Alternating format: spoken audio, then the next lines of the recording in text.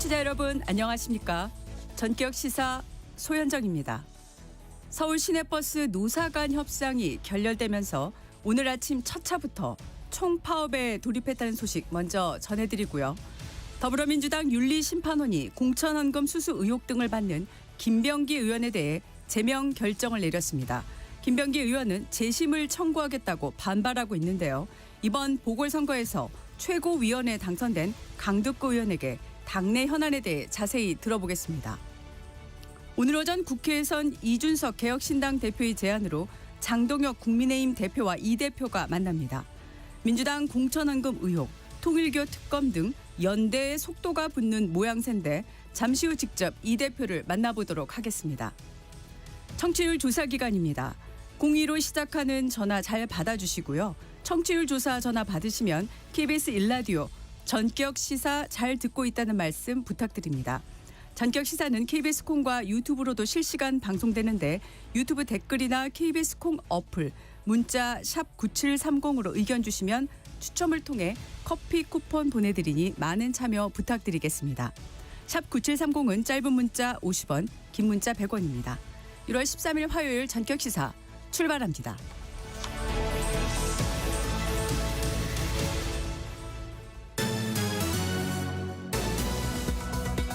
네, 화요일 뉴스브리핑 세계일보 이현미 기자와 함께합니다. 어서 오십시오. 안녕하세요. 자, 어젯밤 늦게 민주당 윤리심판원이 김병기 의원 제명 결정했죠. 네, 민주당 윤리심판원은 어제 5시간 가까이 김병기 의원의 소명을 들은 뒤에 결국 당에서 쫓아내는 제명을 의결했습니다. 네. 최고 수준의 처분이 나온 건데 한동수 당 윤리심판원장은 징계시효 완성 여부와 사안의 중대성을 종합적으로 고려해 제명 처분을 의결했다고 밝혔습니다. 김 의원은 현재 13건의 의혹으로 수사를 받고 있고요. 어제 회의에 출석했는데 민주당 당원 당규에 규정된 윤리심판원 징계 시효가 3년이란 점을 들면서 당이 징계 절차를 밟는 것 자체가 부당하다 이렇게 반박했다고 합니다. 네. 이 중 2020년 공천 헌금 의혹 같은 건 시효가 지나긴 했지만 지난해 발생한 대한항공 의전 논란과 쿠팡과의 고가 식사 논란 등을 논의에 포함했다고 윤리심판원 측은 설명했습니다. 민주당 지도부도 곧바로 최고위를 열고 원래는 제명을 의결할 예정이었지만 김 의원이 재심 신청 의사를 밝히면서 미뤄지게 됐습니다. 국민의힘은 민주당 공천 헌금 의혹에 대해 경찰이 봐주기 수사를 하고 있다면서 특검으로 진실을 규명해야 한다고 요구하고 있습니다. 네. 자, 공천헌금 의혹이 제기된 후에 민주당을 탈당한 강선우 의원에 대해선 경찰이 출국 금지 조치를 했죠. 네, 강선 의원도 김경 서울시 의원으로부터 1억 원을 받았다는 의혹을 받고 있는데 경찰이 강 의원을 포함해 이 사건 관계자들에 대해 모두 출국 금지 조치를 했습니다. 이 사건이 알려진 뒤 미국으로 나갔다가 이틀 전에 입국한 김경 시의원은 도착하자마자 경찰 조사를 받았고요. 경찰은 곧바로 강선 의원과 김 시의원 자택 등을 압수수색했습니다. 주요 피의자들에 대한 출국 금지와 압수수색이 이뤄진 만큼 강선우 의원에 대한 소환도 임박했다는 관측이 나옵니다. 네. 국민의힘은 당명 교체를 결정했죠. 네, 국민의힘은 어제 최고위원회에서 당명을 바꾸기로 결정했습니다. 책임 당원을 대상으로 ARS 조사를 했는데 응답자의 68%가 당명 교체를 원했다고 하고요. 이번 주말까지 공모전을 실시한 뒤에 내부 검토를 거쳐서 설 연휴 전까지 당명 개정을 마무리하겠다고 합니다. 미래통합당으로 치른 2020년 총선 참패 이후에 국민의힘으로 바꾼 지 5년 5개월 만인데요.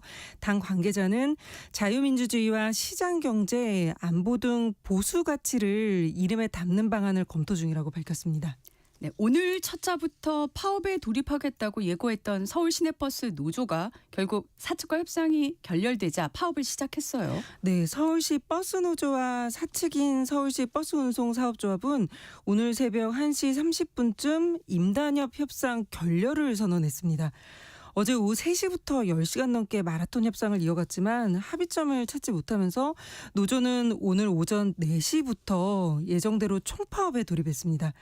노사는 상여금도 야간과 연장, 휴일 근로수당과 퇴직금과 같은 임금의 기본값이 되는 통상임금에 해당한다는 이제 지난해 10월 법원 판결을 근거로 임금 협상을 해왔는데요. 네. 사측은 지금까지 안 준 걸 다 포함해서 올해 임금 인상을 10%대로 해주겠다는 입장이었고, 노조는 이번 협상에선 지금까지 안 준 건 다 빼고 3%만 인상해달라고 했습니다. 그동안 안 준 건 지금 법원 판결이 2심까지 나온 상태인데, 대법원 판결이 나오면 나중에 이자와 함께 징벌적 손해배상까지 따로 청구하겠다는 겁니다. 네. 사측은 노조 요구대로 하면 임금이 사실상 20%대로 오르는 결과가 발생해서 무리한 요구라고 맞섰습니다. 이에 따라 서울 시내버스 7,400여 대 운행이 지금 멈춘 상황인데요. 지금 출근 준비를 하고 계시거나 이미 출근길에 나섰다면 버스가 아니라 지하철을 타시는 게 좋을 듯합니다. 서울시는 출퇴근 혼잡 시간대 지하철 운행을 79차례 늘리고 서울시 25개 자치구는 지하철과 연계한 무료 셔틀버스를 운행하기로 했습니다. 네. 경기도는 128개 버스 노선에서 1,700여 대 버스의 배차 간격을 줄여서 더 많이 운영하기로 했습니다. 네. 자, 이재명 대통령이 오늘 다카이치 사나이 일본 총리 초청받아서 1박 2일 일정으로 일본을 방문하는데 나라현으로 간다고요? 네, 이 대통령은 오늘 오후 다카이치 총리의 고향인 나라현에 도착해서 단독회담과 확대회담, 공동 언론 발표를 할 예정입니다. 최근 중국과 일본 간 갈등이 고조되는 상황에서 한일 정상이 어떤 대화를 나눌지 주목됩니다. 양국 간 오랜 쟁점인 과거사 문제를 논의할지도 관심사인데, 위성락 국가안보실장은 사전 브리핑에서 이번 한일 정상회담으로 조세의 탄광 문제 등 과거사 문제에 있어 한일 양국이 인도적 측면에서 협력할 수 있는 계기를 만들고자 한다고 했습니다. 네. 후쿠시마산을 포함한 일본산 수산물 수입 문제와 한국의 환태평양 경제 동반자 협정 가입 문제도 회담 테이블에 오를 걸로 보입니다. 이 대통령은 내일 다카이치 총리와 문화유적지인 호류지를 방문하고 동포 간담회를 가진 뒤에 귀국할 예정입니다. 네. 지금 이란에 대규모 유혈 사태 발생하고 있는데 트럼프 대통령이 강력한 선택지를 살펴보고 있다 이렇게 말을 했는데 이게 미국의 군사 개입 가능성이라고 봐야 되겠죠? 네, 트럼프 대통령은 이란 시위 초기에도 미국은 시위대를 구출하러 나설 거다.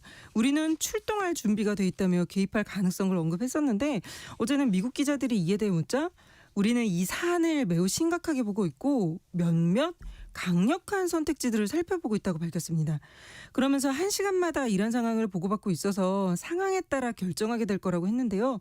미국의 군사적 개입을 검토하고 있다는 메시지로 해석됐습니다. 원래는 정치적 수사일 걸로 다들 생각을 했는데, 최근 미국이 무력을 동원해서 베네수엘라 마두로 정권 축출에 나서자 어디로 튈지 모르는 트럼프 대통령의 성격상 군사 개입을 배제할 수 없다는 시각이 강해졌습니다. 트럼프 대통령은 이란 정부가 시위 확산을 막기 위해 인터넷과 통신을 차단하자 인공위성 인터넷망인 스타링크를 운영하는 일론 머스크 테슬라 CEO와 통화하겠다고 됐습니다. 이란에 인공위성 단말기를 깔아서 시위대가 인터넷망을 이용할 수 있도록 돕겠다는 겁니다.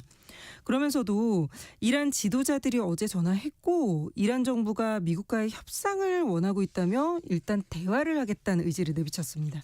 자, 그런데 트럼프 대통령의 참모진 가운데에서 미국의 개입이 오히려 이란 정부에 강경 진압 명분을 줄 수 있다면서 반대하는 목소리도 있다고요? 네, 이번 이란 시위는 경제난 때문에 촉발된 점에서 쉽게 누그러지지 않고 있습니다. 이전에도 선거 결과나 여성에게 강요하는 히잡 문제로 이란에서 대규모 시위가 발생한 적은 있지만 그때는 강경 진압을 하자 누그러졌는데, 지금은 먹고 살기 힘든 생활가로 민심이 분노하다 보니 정부의 강경 대응에도 시위가 점점 더 거세지고 있습니다. 이란은 1979년 이슬람 혁명으로 종교 지도자가 최고 권력을 갖는 신정체제를 구축했는데, 이후 미국과 대립하면서 서방의 제재가 계속됐고 국민의 생활은 어려워졌습니다. 이런 상황에서 최근 몇 년간 이란이 막대한 지원을 해온 레바논 헤즈볼라 같은 저항의 축이 이스라엘의 공격에 속수무책으로 당했잖아요. 네. 이렇게 군사적 굴욕이 이어지다 보니 경제난을 감내해온 국민들의 인내심이 폭발하면서 정치 체제에 대한 반감도 커진 상황입니다. 이렇게 자생적 봉기가 일어났는데 이 미군이 개입하게 되면 이란 정권이 이봐라 외부 세력이 시위를 부추긴 거라고 선전선동할 명분을 주게 된다며 트럼프 대통령 일부 참모진은 우려하고 있습니다. 네. 자, 마지막은 넷플릭스 영화 소식. K-팝 데몬 헌터스가 드디어 미국 권위 있는 시상식인 골든글로브에서 이관왕에 올랐습니다. 네, 한국계 감독이 만든 애니메이션 캐데언이 미국 로스앤젤레스에서 열린 골든글로브 시상식에서 애니메이션상과 주제가상을 받았습니다. 한국계 캐나다인 영화 감독인 매기강 감독은 한국 문화에 깊이 뿌리 내린 영화가 전 세계 관객과 공감대를 형성할 수 있다고 믿어주신 모든 분께 감사드린다고 했습니다. 캐데언은 미국 스튜디오가 제작한 애니메이션이지만 한국 역사와 문화, 정서를 담고 있는 작품으로 그 성공 자체가 K-팝의 성과란 평가가 나옵니다. 특히 이번에 경쟁작이었던 애니메이션들이 지금 개봉 5주 만에 2조 원이 넘는 흥행 수익을 올린 주토피아 2와 일본 영화 최초로 흥행 수입 1,000억 엔, 우리 돈으로 9,400원대의 수입을 올린 귀멸의 칼날 무한정편과 같은 쟁쟁한 작품이었던 점에서 더 주목받고 있습니다. 주제가상을 받은 노래는 캐데언의 타이틀곡이었던 골든인데요. 이 노래를 부른 가수 겸 작곡가 이재 씨는 K-팝 아이돌을 꿈꿨지만 이루지 못했던 아픔을 전하면서 결국 K-팝을 다룬 작품으로 수상의 영예를 아는 것에 대한 소감을 전했습니다. 골든은 다음 달 열리는 미국 그래미 시상식에서도 올해의 노래 등 5개 부문 후보에 올라 있습니다. 네, 이재 씨의 한국어 소감도 인상적이더라고요. 예. 오늘 여기까지 듣겠습니다. 화요일 뉴스 브리핑 세계일보 이현미 기자였습니다. 고맙습니다. 감사합니다. 전격 시사 듣고 계신 지금 시각은 7시 16분입니다. 이어서 교통정보 전해드리겠습니다. 오늘 출근길 대중교통 이용하신다면 조금 더 서두르셔야겠습니다. 시내버스가 파업으로 인해 첫 차부터 운행을 멈췄습니다. 또 도로 곳곳이 빙판을 이루고 있어서 많이 미끄러운데요. 안전운전에 힘써주시기 바랍니다. 서울시내 강변북로 구리 방향 방화대교에서 양화대교까지 정체고요. 잠시 속도 내다가 다시 한강대교에서 성수대교까지 밀립니다. 같은 방향 올림픽대로 역시 행주대교에서 가양대교까지, 또 다시 여의하루에서 속도 주춤하고요. 반대 공항 쪽으로는 잠실철교에서 반포대교까지 이동량이 늘었습니다. 동부간선로 성수 방향은 창동교부터 쭉 제속도 내기 어렵습니다. 이어서 고속도로는 경부고속도로 서울 쪽으로 서울요금소 광장부 8차로에는 사고 있습니다. 미리 차로 변경해 주시고요. 서해안고속도로 목포 쪽으로 순산터널과 비봉에서 이동량이 늘고 있습니다. 평택 시흥고속도로 역시 남한산 분기점에서 흐름 답답하고요. 제2경인고속도로 성남 쪽으로 문학에서 서창 분기점 지나기 어렵습니다. KBS 교통정보센터 서수영입니다.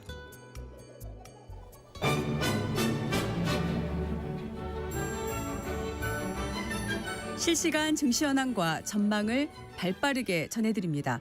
이 시간 증시 따라잡기, 화요일에는 LSK 파트너스 김선영 대표 전화로 연결합니다.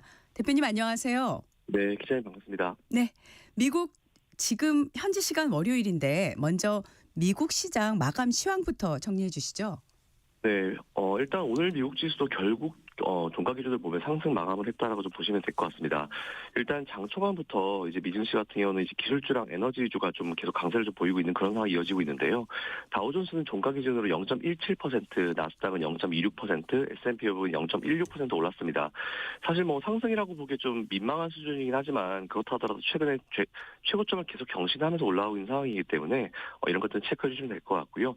올해 미국 같은 경우는 이제 우리가 수년 동안 겪었던 대로 뭐 자고 일어나면 급등 뭐 이런 분위기로 가지는 않을 거예요. 하지만 완만한 상승을 계속 이어가면서 아마 지금보다 올 연말에 더 높은 자리로 끝날 거기 때문에 그 부분 체크하셔가지고 올해 미국 주식 투자하시는 분들은 그만큼 사이트를 좀 길게 보시고 투자하시라 말씀드리겠습니다. 네. 많은 관심을 받았던 미국 고용 지표가 주말에 발표됐는데 이 이슈가 시장에 긍정적인 방향으로 작용하고 있다고요? 네, 일단 비농업 고용이 발표가 됐어요. 전월 대비해서 5만 명 정도 증가 수치가 나왔는데 어쨌든 조금 문제는 이제 언제나처럼 시장의 예상치를 하회했다는 부분이었습니다. 근데 다행히 이를 상쇄시켜줄 실업률 발표가 있었는데 4.4%가 나왔어요. 전월 대비해서 하락했다는 내용인데 이 이슈 자체가 사실 어떻게 더 부각이 될지 알 수가 없었던 부분인데 다행히 긍정적인 방향으로 잘 마무리가 되고 있는 것 같고요.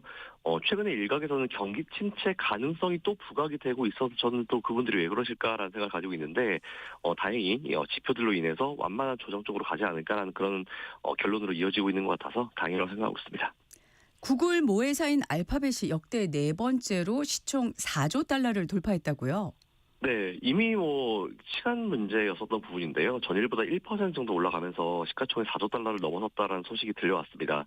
워낙 지금 구글은 또 AI 쪽에 잘하고 있는 상황이잖아요. 네. 여기다가 최근에 이제 애플이 자사 AI 모델과 그리고 AI 비서인 시리에 구글의 생성형 AI 제미나이를 선택했다라는 소식 때문에 알파벳의 어떤 AI 성과가 가시화되고 있다라는 그런 내용인데, 어쨌든 구글에게는 이게 좋은 소식이죠. 하지만 애플 투자하시는 분들은 이걸 보면서 굉장히 좀 기분이 좀 안 좋으실 거예요. 저 사실 애플을 되게 좋아했었던 사람으로서 애플이 사실은 자사의 어떤 AI 모델을 만들어도 뭐할 판국에 다른 회사 걸 쓰고 있으니까 참 이건 좀 안타깝다는 생각이 들지만, 그렇다 하더라도 애플과 구글에 대한 어떤 투자 의견은 변함없이 그냥 투자 이어가시면 될 것 같다는 생각은 가지고 있습니다. 네. 자, 새해에 월가에서는 올해를 낙관하는 전망들이 많이 나오고 있네요. 네, 이게 항상 월가든지 우리나라든지 도쿄든지 어디든지 간에 연초에 올해 증시 좋을 것 같다라는 기사가 나오면 저는 의심을 하고 보거든요. 항상 거의 맞았던 적이 없었기 때문에. 근데 일단 올해 같은 경우는 그래도 어느 정도 이 전망들이 좀 신뢰를 가지고 볼 수 있을 것 같습니다. 올해 금리 인하 스케줄, 그리고 트럼프 행정부의 세제 혜택이 좀 좋을 것 같고요. 그리고 예상보다 낮은 인플레이션이 주가 상승을 이끌 거다라는 분석인데, 보통 인플레이션에는 이제 저렴한 유가 그리고 완화되는 주거비가 물가의 냉각 신호라고 하는데, 우리가 보통 인플레이션에 이제 일반 CPI 그리고 이제 코어 CPI 이런 게 있잖아요. 여기서 변동성이 높은 걸 빼고 하면은 보통 코어 CPI라 부르는데, 그 모든 지표를 봤을 때도 확실히 유가, 주거비에 대한 부분에 부담이 줄어들기 때문에 CPI든 코어 CPI든 발표가 되면은 아무래도 시장이 부담을 주지 않는 쪽으로 발표가 나올 것 같습니다.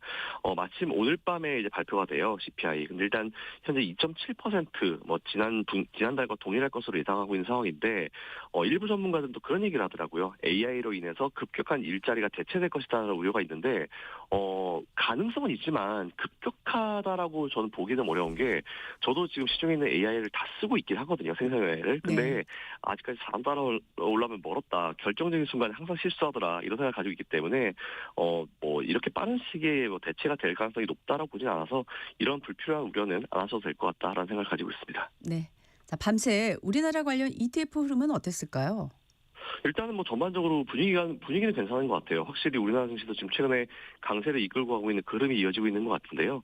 보통 제가 이제 우리나라와 관련되어 있는 미국의 상장 ETF가 세 가지가 있다고 설명드리죠. 티커가 EWY 그리고 FLKR 그리고 KOR 유해서 코로 이 세 가지가 있는데, 티커를 그대로 치시면 검색하실 수 있습니다. 각각 차이는 EWY는 블랙락이 운용사고요. FLKR은 플랭클린, 그리고 코르 같은 경우는 이제 블랙락이 운용사다라는 부분, 운용 보수가 좀 다르다는 부분이 있어서 공부해 보시면 될 것 같은데, 종가 기준으로 EWY는 0.04%, FLKR은 0.06%, 그리고 코르는 0.47% 상승했는데 상승률이 강하진 않아요. 그래서 저는 오늘도 오늘 우리 증시도 반도체가 이끌겠구나, 이런 감이 들었으니까 그렇게 체크하시면 될 것 같습니다. 네. 자, 우리 증시는 어제 코스피가 4,600선을 넘었어요. 네, 확실히 최근에 환부담이 있는데도 산업재 강세가 코스피 하방을 좀 지지해줬고요. 지난주 미국 고용에 대한 영향력이 다행히 제한적인 모습으로 나오면서 코스피는 사상 최고치로 마감했습니다. 코스닥 같은 경우는 이제 일단 2차전지가 선방을 해줬고요. 그리고 바이오는 잘 아시겠지만 이번 주 진행되죠. JP모건 헬스케어 컨퍼런스를 앞두고 종목별로 좀 차별된 모습을 좀 보여주고 있고요. 그런데 지난주에 관심을 받았던 로봇주들은 재료 소멸 때문에 조금 하락 마감했는데, 이건 지난주 현대차 관련 이슈도 있었고 하기 때문에 단기적인 영향이니까 너무 걱정하실 필요 없을 것 같고, 로봇주에 대한 투자 의견은 그대로 이어가시면 될 것 같다라는 말씀드리겠습니다. 네. 자, 어제 우리 양대 시장을 이끌었던 업종 어떤 것들이었나요? 일단 코스피 같은 경우는 건설업이 8.49% 급등을 했어요. 아마도 이건 지난주에 미국 관련 이슈가 있었고, 최근에 이제 미국도 건설 관련해서 조금 관심을 가질 만한 이슈들이 많이 나왔기 때문에 그거에 대한 영향을 받은 것 같고요. 코스닥 같은 경우는 큰 축인 바이오와 2차전지 기업들이 전반적으로 좀 안정적인 모습을 보였다라고 좀 보시면 될 것 같습니다. 네. 자, 어제 종가 기준으로요, 주요 수급 주체들은 어떤 모습으로 마감했을까요? 어제는 조금 평소랑 달랐던 것 같아요. 외국인들이 주로 시장을 이끌었던 최근이었는데, 외국인들은 어제 종가 기준으로 3,512억을 순매도했습니다. 이에 반해 개인들은 1,013억 매도했는데, 기관이 2,100억을 순매수를 해줬어요. 아마도 이거는 연말에 항상 기관들이 매도를 해서 차익 실현하고 연초에 다시 들어오는 그 물량들이 있는데, 그거의 일환이 아닌가라고 생각하고 있습니다. 네. 원전주들이 어제 오랜만에 힘을 받는 모습이었어요. 네, 확실히 원전이 좀 우리나라가 경쟁력을 갖추고 있었죠. 하지만 예전에 탈원전을 하면서 잘하고 있었던 우리나라 업종에 뭔가 찬물을 확 끼얹었는데 그래도 최근에는 또 되게 열심히 하고 있는 노력들이 나오고 있는 것 같습니다. 특히 어제 같은 경우는 두산 에너빌리티가 미국의 원전 훈풍 소식 때문에 4.63%가 상승했어요. 아무래도 M7 기업이죠. 메타가 이제 비스트라 같은 그런 에너지 기업과 전력 공급 계약을 체결한 점이 좀 의미가 좀 있다라고 좀 보시면 될 것 같고요. 역시 원전은 이제 AI라는 이 업종이 만들어낸 하위 테마라 보시면 될 것 같아서 AI가 죽지 않는 이상 원전도 계속 좋은 흐름 보일 것이다라고 생각하고 있습니다. 자, 당국의 개입 이후 잠시 주춤했던 환율은 다시 오르고 있어요. 이 환율이 쉽게 잡히지 않아요. 이게 뭐 구두로 한다고 해서 쉽게 잡히지 않고 단기적으로 이제 해결될 부분인데 결국은 이제 중장기적으로 이걸 어떻게 해결해 나가는지가 제일 큰 관건인 것 같습니다. 아직까지는 좀 여러 가지 노력들을 기울이고 있지만 쉽게 잡히고 있는 분위기는 아니고 그리고 환율이 원래 쉽게 잡히는 건 아니거든요. 그렇기 때문에 일단 앞으로의 어떤 이 외환 당국의 추세들을 좀 지켜볼 필요가 좀 있을 것 같습니다. 네. 마지막으로 오늘 우리 증시 대응 어떻게 해야 될까요? 최근에 계속 대형주 위주의 흐름이 좀 나오고 있어요. 그러다 보니까 이제 중소형주에서 자금의 흐름이 좀 많이 빠져나가거든요. 근데 그럴 때일수록 오히려 지금 잘 나가고 있는 기업들의 폼을 느끼지 마시고요. 상대적으로 우리나라가 정말 강한 어떤 경쟁력을 가지고 있는 사업들 중에 아직 주가가 움직이지 못하고 있는 기업도 있습니다. 오히려 그쪽에 관심을 가지시면서 오늘 하루도 잘 버텨내시라는 말씀드리겠습니다. 네. 이 시각 증시 따라잡기 LSK 파트너스 김선영 대표와 함께했습니다. 저희는 목요일에 뵙겠습니다. 네, 이어서 오늘의 날씨 알아보겠습니다.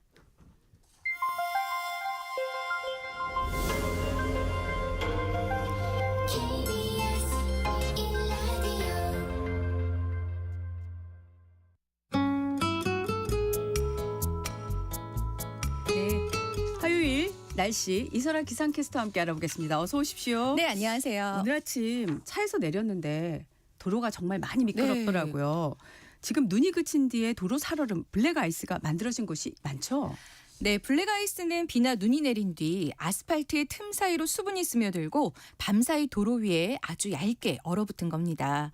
갑작스럽게 자동차가 미끄러지기 때문에 운전자가 차량을 제어하기 힘들어 대형 교통사고로 이어지는 경우가 많습니다.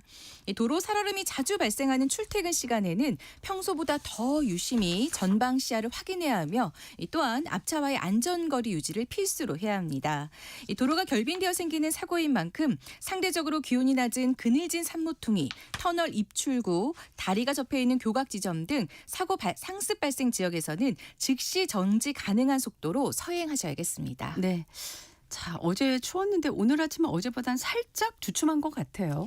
네, 오늘 아침에는 기온이 오르며 추위가 잠시 주춤하겠습니다. 현재 서울이 영하 1.7도 등 전국 대부분 지역의 기온이 어제보다 크게는 10도 이상 높게 출발하고 있습니다. 네. 하지만 오늘은 아침보다는 낮이 더 춥습니다. 오늘 낮 기온은 서울이 영하 4도 등 다시 찬바람이 강해지면서 낮부터 추워지겠습니다. 내일 아침에는 서울 등 내륙 지역의 기온이 다시 영하 10도 안팎까지 곤두박질하겠습니다. 모레 목요일에는 기온이 영상으로 올라서지만 전국 곳곳에 또 비나 눈이 내릴 것으로 예상됩니다. 네. 자, 이번 주 들어서는 비 소식, 눈 소식이 잦은 것 같아요. 네, 그렇습니다. 모레 새벽부터 아침 사이 중부지방과 전라도, 경북 지역에는 또 비나 눈이 오는 곳이 있겠습니다. 모레 강원 내륙 산지에는 2에서 7, 경기 북동 지역에는 1cm 안팎의 눈이 와 쌓이겠습니다. 다만 비나 눈 소식이 없는 강원 동해안과 경상도 일부 지역은 건조특보가 이어지겠습니다. 오늘은 해안을 중심으로 바람이 매우 강하게 불겠고요. 내륙에도 바람이 거세지면서 작은 불씨가 큰 불로 번질 수 있습니다. 특히 오늘 오후까지 강풍특보가 내려진 충남 서해안과 강원 산지, 동해안, 경북 북동 산지와 동해안, 제주도에는 순간적으로 초속 20m가 넘는 돌풍이 몰아칠 때도 있겠습니다. 네. 강풍에 대비한 안전책 마련 그리고 주의에 당부드리겠습니다. 네. 화요일 날씨 이설아 기상캐스터와 함께했습니다. 고맙습니다. 네, 고맙습니다. 네, 잠시 후 전격 인터뷰로 이어가겠습니다.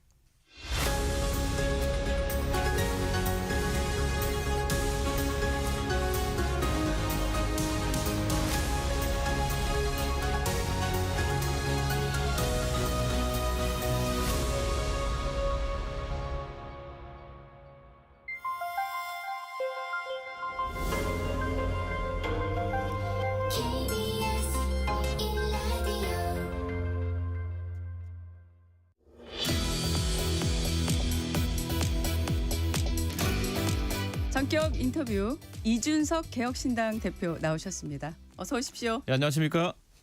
자, 어제 늦게 전해진 김병기 의원 제명 소식 관련한 질문부터 좀 시작을 네. 하겠습니다. 보도를 보셨겠지만 지금 김병기 전 원내대표에게 최고 수인 징계인 제명을 결정을 했는데 네. 예상하셨어요?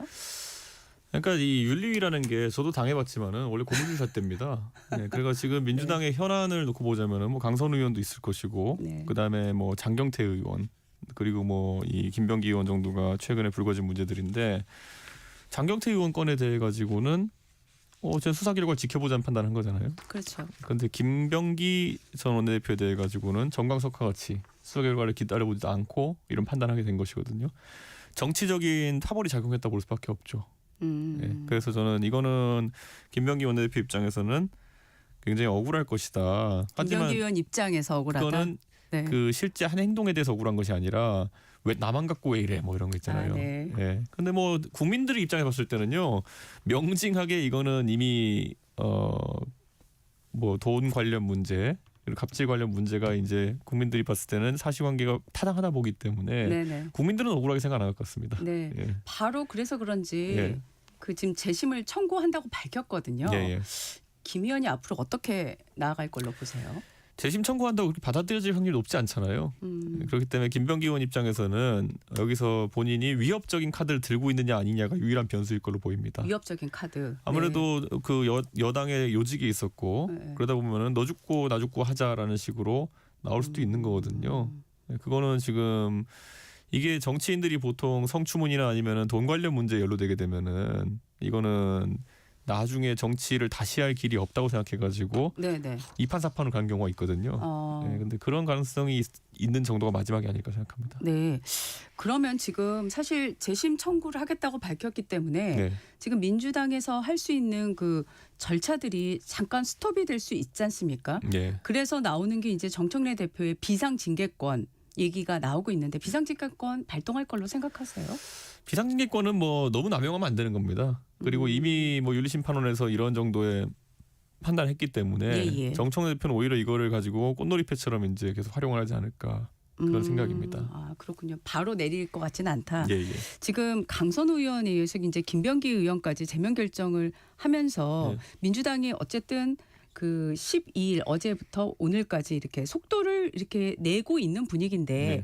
이러면 지금 정치적 부담이 좀 덜어질 수 있을 거라고 보세요. 오히려 저는 죄를 시인하는 것이다 이렇게 보거든요. 네. 이게 수사 결과가 불을 보듯 뻔하게 네네. 이거 문제가 될 것 같으니까 우리 소속이 아닌 사람으로 하자. 이미 신문 보도나 이런 거 보면 무소속 강선 의원으로 많이 나오고 있잖아요. 네, 그렇죠. 그렇기 때문에 근데 국민들이 바보도 아니고 이게 사실 이분들이 어디 계셨을 때 어떤 구조화에서 이루어진 것인지 너무 잘 알고 있는 거거든요. 네네. 그리고 뭐 이 탄원서 같은 것들이 이제 거론되는 구조만 봐도 탄원서가 결국 그 당시에 대표나 아니면 주요 인물이었던 사람들에게 뭐 이재명 대통령 포함해서요.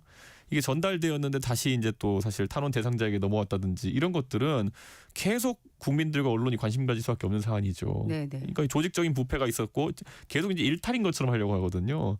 근데 부패가 조직적으로 있었고 그걸 은폐하려고 한다든지 아니면은 그걸 바로잡고자 하는 시스템 자체가 형해화돼 있었다는 걸 계속 증명하는 거기 때문에 네. 계속 이거는 지적할 수밖에 없습니다. 네, 정치적 부담이 쉽게 가라앉지는 않을 거다. 그러니까 도마뱀도 아니고 어디서 꼬리를 끊어 뭐 이런 식으로 국민들이 반응하겠죠. 네, 지금 경찰 수사요. 어떻게 보고 계세요? 저 개인적으로 참 황당한 게요. 저는 2022년에 국민의힘 대표를 지냈다는 이유만으로 예를 들어 뭐 명태균 씨 사건이라든지 네네. 아니면 여러 가지 문제에 대해서 너는 분명히 문제가 있을 거야라는 식으로 민주당 스피커들이 공격해가지고 저 뭐 수사도 받고 했거든요. 네. 지금 우리 청취자분들도 보시기에 한 1년 지난다면 어떻습니까? 결국에는 이준석이 돈 한 푼 받았다는 게 나온 것인지 아니면 이준석이 불합리한 공천에 개입했다는 것이 나온 것인지 아무것도 없잖아요. 그러니까 거의 기우제식 수사를 하고 기우제식으로 사람 하나 이제 바보 만들려고 민주당 쪽에서 했는데 아무것도 안 나오잖아요. 그러니까 저는 이런 걸 봤을 때 지금 민주당 인사들이 수사받는 강도나 수사받는 방식이라고 하는 거는 특혜 정도가 아니라 이건 뭐 완전히 감싸주는 그런 형태의 수사가 아닌가 그렇게 생각합니다. 경찰이 지금 김경 시의원이 고발 다음 날에 이제 출국을 하고 이런 네. 일이 벌어졌는데 네. 지적이 있으니까 오히려 빠른 수사였다 이렇게 얘기했거든요. 말도 안 되는 소리죠. 네. 이건 역지사지 해보자고요. 예를 들어 네. 이준석이 예를 들어서 뭐 자기 지역구에서 공천하는데 형 공천금 1억을 받았다라는 제보가 나왔다. 저는 이미 구속 수사 받고 있을걸요. 네. 그런 겁니다. 알겠습니다. 자, 오늘 지금 넥타이를 메고 오셔서 네. 네, 주황색. 네. 오늘 국민의힘 장동혁 대표하고 국회에서 바로 이 방송 끝나고 나가시면 만나시죠? 저희 8시 10분 정도에 만나기로 했으니까요. 네네. 네. 자, 공식적으로 만나는 게 보도에 따르면 2024년 1월 개혁신당 창당 이후 처음이다라고 하는데 맞습니까? 그렇죠. 네. 예. 그리고 관심이 엄청 지금 많습니다. 회동 형식은 어떻게 되는 건가요? 아무래도 뭐 제가 먼저 제안했던 것이 네. 이거는 뭐 당파적인 당파적인 모습 많이 보이면 안 되니까 제가 회의실은 제가 뭐 국민의힘 회의실로 제가 가겠다. 아, 네. 예. 그런데 뒤에 이제 백드롭이라고 하죠. 뒤에 보여주는 거는 상당히 국민들한테 호소하는 당파색이 없는 문구로 가져가자. 뭐 이렇게 이야기를 했고요. 네네. 그래서 뭐 장동혁 대표 측에서 흔쾌히 그거를 받아들여 가지고 아마 뭐 아주 그냥 국민들 앞에 이 공동 투쟁의 비장함을 밝히는 그런 자리가 되지 않을까 생각합니다. 네. 상당히 그런 문구까지도 신경을 쓰신 것 같아요. 문구는 제가 썼습니다. 뭐라고 어떤 내용인가요? 미리 공개하지는 않겠습니다. 그런가요? 뭐 대단한 건 아니고요. 그냥 표로 네네. 썼습니다. 예. 그러면 지금 배석자가 있으신 거죠?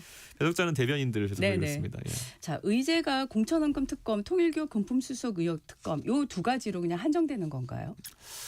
그리고 저는 솔직히 오늘 뭐 네. 이거는 제가 제안하려고 하는데 네. 대장동의 그 범죄 수익 환수에 대해서도 네. 5,700억 가까운 돈이 지금 이제 압류를 하려고 갔더니만은 그 통장에 지금 뭐 10만 원 이렇게 네네. 7만 원, 5만 원 이렇게 남아 있었다는 거 지금 아닙니까? 보도가 그렇죠. 예, 이게 얼마나 황당한 일입니까? 어. 지금 최근에 제가 본 기사 중에 가장 분노였던 것이 아니 국가 재정을 어떻게 다뤘길래 국방비가 1조 7천억 정도 펑크가 나가지고 그렇죠. 지금 지급도 못하는 상황인데 네. 그거 어떻게 메꾸고 장병들한테 돈 지급하는 거에는 적극적이지 않으면서 또 이 5천억대 범죄 수익 환수는 또 강 건너 불구경 하듯이 이렇게 하고 있다는 것 저는 이게 이해가 안 갑니다 보면은 네. 이거는 오히려 이 화천대유 천화동인 이 통장들에 대해 가지고 이렇게 될 때까지 놔뒀다는 것 저는 수사기관에서 상당히 질책받아야 될 거라 생각하고요. 네. 지금도 제가 봤을 때는 항소 포기를 통해 가지고 거기에 기름을 얹은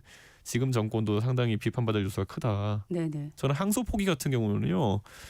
지금 그 항소 포기를 해놓다 보니까 논리적 모순으로 이제 계속 항소 포기를 해야 되는 상황이잖아요. 그렇죠. 황당한 게 패스트 트랙 이런 것도 이제 항소 포기해야 되는 거 희한한 상황이 발생하고 있는데 검찰도 참 망신을 사고 있지만은 이걸 지휘한 정성호 법무부 장관도 원래 사실 이게 합리적인 분으로 알려져 있는데 왜 이런 상황인지 잘 모르겠습니다. 네. 그러면은 지금 대장동 관련해서는 어떤 제안을 하시려고 생각하시는 건가요? 범죄 수익 환수를 위해서는 사실 할 수 있는 노력들이 많을 겁니다. 다양한 노력. 우선 김만배 씨라든지 네. 아니면 남욱 씨라든지 이런 분들.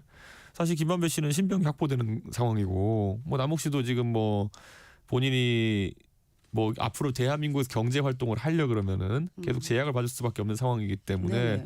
그리고 국제적 사법 공조나 여러 가지 가능할 겁니다. 그렇기 때문에 이거를 간과하지 않고 계속 추진해야 된다. 예, 어떻게 지금 일개 지금 그 지방자치단체장인 성남시장이 사실 이런 절차들을 진행하고 있다는 겁니까? 네. 정부에서 네. 이런 것들을 도맡아서 해야 되는 거거든요. 네, 그런데 그렇지 않다는 게 참 의아합니다. 알겠습니다. 자, 그 특검과 관련해서요. 지금 통일교 특검, 공천원금 특검 수사 대상 범위가 좀 의견이 네. 좀 다른 걸로 알고 있는데요. 네. 어떤 대상과 범위로 지금 제안하실 생각이세요? 제가 사실 저는 뭐 똑똑한 사람, 덜 똑똑한 사람, 아니면 착한 사람, 나쁜 사람 다 괜찮거든요. 근데 이상한 소리 하는 사람들은 제가 보면 되게 당황하는데 뭐 반박할 수가 없으니까 이상한 소리는요. 특검이라는 것이 원래 뭐냐면요. 여권이 영향을 미치는 수사기관, 과거 같은 검찰과 경찰에서 수사를 불공정하게 했다거나 아니면 할 거로 의심되는 상황에서 야당이 이제 그러면 제안하는 겁니다. 그리고 야당이 이거는 권력의 자유로운 수사를 해라 이렇게 얘기하는 거거든요. 근데 지금 민주당에서 들이대는 것들을 보면요, 뭐 갑자기 통일교 특검 하자니까 신천지를 하자, 뭐 이런 식으로 하잖아요. 근데 신천지 하고 싶으면 경찰하고 거기 뭐 민주당이 제어할 수 있는 기관들에서 하면 돼요. 예. 그런데 지금 여기에 신천지를 끼얹자는 거는 뭐 개혁신당 입장에서는 신천지하고 연루된 게 없고 통일교 입장에서 연루된 게 없고 하니까 다 괜찮습니다. 그런데 특검이라는 거는 제한된 기관과 제한된 조직으로 운영되는 것이기 때문에 수사 범위를 쓸데없이 넓히는 것조차도 수사 방해입니다. 네. 네, 그걸 우리가 생각해야 되는 거죠. 저는 예를 들어 이런 거죠. 통일교 특검을 이번에 하자는 이유가 뭡니까? 이번 정권의 장관이었던 전재수 의원이 금품수 수사하고 시계 받고 이랬다 그래가지고 하는 거 아닙니까? 네. 그럼 신천지 특검을 하자고 하려 그러면은 아니면 신천지에 수사하려 그러면은 신천지가 지난 한 5달 사이에 무슨 일이 있었는지 얘기를 해야 되거든요. 혹시 기억나는 거 있으신가요? 저는 한 몇 년 전에 이제 이만희 그 교주께서 사실 수사 받으시면서 뭐 시계 뭐 대통령 시계 들어보 이건 한 2, 3년 전에 기억나는데요. 그 이후로 신천지가 뭐였는지 기억이 잘 안 나거든요. 그러니까 저는 수사 범위를 얘기하려 그러면은 어떤 죄목에 대해서 수사한다가 특정돼야 되는 거예요. 네. 근데 그거 없이 그냥 비슷하게 종교단체 아무거나 끼얹어 가지고 뭐 이거를 물타기 하면 된다. 저는 민주당이 정말 국민들을 우습게 보고 야당을 우습게 보니까 이런 얘기를 한다고 봅니다. 네. 자, 지금 15일 목요일이죠. 국회 본회의에서 지금 네. 통일교 특검법을 처리할 걸로 했다가 지금 이 법안을 지금 일단은 스톱을 네. 해놓은 상황인데 지금 이 상황에서 오늘 그 지금 생각하시는 지금 두 가지 특검에다가 대장동 환수 네. 이 환수 문제까지 이게 어느 정도나 장 대표하고 합의가 이루어질 걸로 생각하세요? 저는 이 문제들은 야당이라면은 네. 그러니까 저희가 조국혁신당에도 제안했지만 야당이라면은 무조건 이거는 동의해야 될 사안이다 이렇게 보고요. 사실 조국혁신당이 그래서 안타까운 게 저희가 뭐 나머지 뭐 진보당이나 아니면은 이런 뭐 기본소득당 이런 데다 제안 안 한 이유는 네. 거기는 명백하게 비례위성정당으로 그 민주당의 떡공을 받아가지고 의석을 확보한 정당들이기 때문에. 그거는 그 예전에 그런 거 있잖아요. 같은 중국집인데 전화기만 여러 대 놓은 거. 뭐 그런 식이라고 저희 인식했기 때문에 거긴 연락 안 하는 거고요. 조국혁신당 그래도 조국 대표가 자신만의 표로 이렇게 선거 임해가지고 당당하게 이제 당을 세운 거기 때문에 네. 그래서 조국혁신당은 주체적인 판단할 수 있을 것이라는 생각을 했어요. 그런데 그렇게 하지 않았던 것 같아가지고 지금 한 판단은 좀 안타깝고. 야당이라면 야당은 원래 여당의 잘못된 점을 견제해야 되는 겁니다. 그 보수만 지적하는 것도 아니고 진보만 지적하는 것도 아니고. 네. 저는 윤석열 정부 시절엔 윤석열 정부 지적했고요. 지금 이재명 정부 시절 이재명 정부 지적하거든요. 조국혁신당도 빨리 그러길 바랍니다. 네. 근데 지금 국회 의석수가 사실 이 특검법을 네. 야당이 연대한다고 해서 통과시킬 수 있는 건 아니잖아요. 네. 그러면은 예전에 뭐 드루킹 특검 때처럼 네. 국민 여론도 다른 자리에서 언급을 하셨는데 네. 무슨 보관이 있으신 거예요? 우선 오늘 장동혁 대표 아마 그런 부분을 논의할 것 같습니다. 서로 이제 강경투쟁으로 간다면은 어떤 방법론을 할지. 예를 네. 들어 네, 국민들에게 이걸 환기시키기 위해 가지고 네. 뭐 공동의 행보를 할 수도 있는 거고요. 네. 아니면 또 그러다 격상이 돼가지고 뭐 예를 들어 흔히 말하는 뭐 단식이라든지 이런 것까지 가는 상황이 발생하지 않길 많은 사람들이 바라지만은 네네. 민주당의 현재 고압적인 자세를 봤을 때는 네네. 그런 것도 배제할 수는 없겠죠. 네네. 네, 그렇기 때문에 그런 걸 오늘 포괄적으로 논의를 하는 첫 자리가 될 것 같습니다. 네. 지금 그 통일교 특검을 법사위에서 일단 좀 네. 유보시킨 걸 놓고 여러 해석이 나오는데 네. 특검이 아니고 더불어민주당 쪽에서는 이제 합동수사본부도 지금 들어갔고 했으니까 그냥 흐지부지 지지부진으로 가는 거 아니냐 이런 생각을 하고 얘기를 하시는 분들이 있어요. 그렇게 생각하세요? 어떻게 그러니까 민주당은 굉장히 모순이 그냥 그득한 게요. 합동수사본부 그게 그렇게 좋으면요. 그 특검하지 말고 지금까지 계속 그거 쓰지 그랬어요. 그러니까 자기들이 할 때는 뭐 특검을 3개나 출범시켜가지고 돈은 수백억 써놓고는 그다음에 지금 또 그것도 모자라서 종합특검 한다고 하잖아요. 그 종합특검 하는 대신 그렇게 합동수사본부가 좋으면은 합동수사본부 자기들이 하면 되잖아요. 그런데 내가 하는 거는 특검을 하고 싶고 그 야당이 주장하는 건 합동수사본부에 가라 이런 식으로 얘기할 거면은 어떻게 그러니까 사람이 이제 시대에 따라서 말이 바뀌는 경우는 있어요. 근데 어떻게 동시에 다른 말을 합니까? 그러니까 제가 이런 이상한 집단을 만나면은 뭐라고 반박해야 될지 모르겠습니다. 예. 민주당의 왼손과 오른손이 서로 반박하고 있어요 지금. 예. 지금 그 이런 얘기를 또 하시더라고요. 지금 대표님이 네. 지금 윤석열 전 대통령과 절연하지 않은 네. 장동익 대표와 만나면 연대설이 자꾸 나오니까 네. 그게 부담스러워서 조국 혁신당의 조국 대표까지 끌어들인 거다 이런 해석을 하기도 하던데 어떻게 뭐 생각하세요? 그렇게 보는 분들 입장에서는 네. 많은 것들이 정치적인 이슈로 보이시는 거겠지만은 네. 저는 조국 혁신당에 대해 가지고 진정성 있는 제안을 한 겁니다. 조국 대표가 아까 말했듯이 조국 네. 혁신당만 유일하게 그 나머지 그 중국집에 전화기만 따로 놓은 것 같은 그런 위성 정당들이 아니라 당당하게 자기 이름으로 선거를 치렀으니까 저는 그렇다면 야당의 자격이 있다 보는 거고 뭐 사실 개혁신당은 예를 들어 윤석열 정부 시절에 저희가 범보수 정당이라고 일컬어지면서도 윤석열 대통령이 강하게 반대했거든요. 네. 그게 정상적인 야당이죠. 지금 뭐 조국 혁신당을 뽑은 국민들이 빨간색 당에 대해서는 야당 노릇하고 파란색 당에 대해서는 야당 노릇하지 말라고 뽑은 건 아닐 거거든요. 올바른 길로 가라고 뽑은 걸 텐데 저는 그래서 조국 혁신당에게 진정성 있는 제안을 했는데 그걸 정파적으로 아니면은 정치적으로 받아들인다면은 그거는 좀 뭐라 될까요? 너무 정치로 세상을 다 보고 있는 게 아닌가 그렇게 생각합니다. 이런 시각도 있습니다. 대표님이 이렇게 전면에 나선 거는 지방선거를 앞둔 존재감 부각이다. 원래 뭐 이준석 존재감은 충분히 있습니다. 뭐 이준석이 뭐 하는지는 이준석이 잘하든 못하든 관심을 갖기 때문에 네. 그런 뭐 제가 뭐 인지도를 높인다든지 아니면은 존재감 높이려고 하는 행보는 아닐 테고요. 네네. 그런데 그 지금 상황에서 네. 선거를 정상적으로 치르기 이전에 수사 시스템과 대한민국의 어쨌든 이런 법치주의가 그냥 무너지는 과정 그리고 이게 뭐 너무 심하거든요. 네, 우리가 언급했던 사건들 예를 들어 공천 헌금부터 시작해서 통일교 특검 그다음에 대장동 이 항소 포기까지 이거는 이제 이해가 안 되는 일의 연속입니다. 그 저희가 정당 입장에서는 선거만 신경 써야 되는 거라고 볼 수도 있겠지만은 네네. 6월쯤 되면은 나라가 아예 형해화돼 있을지도 모른다. 이런 위기감을 갖고 있는 겁니다. 네.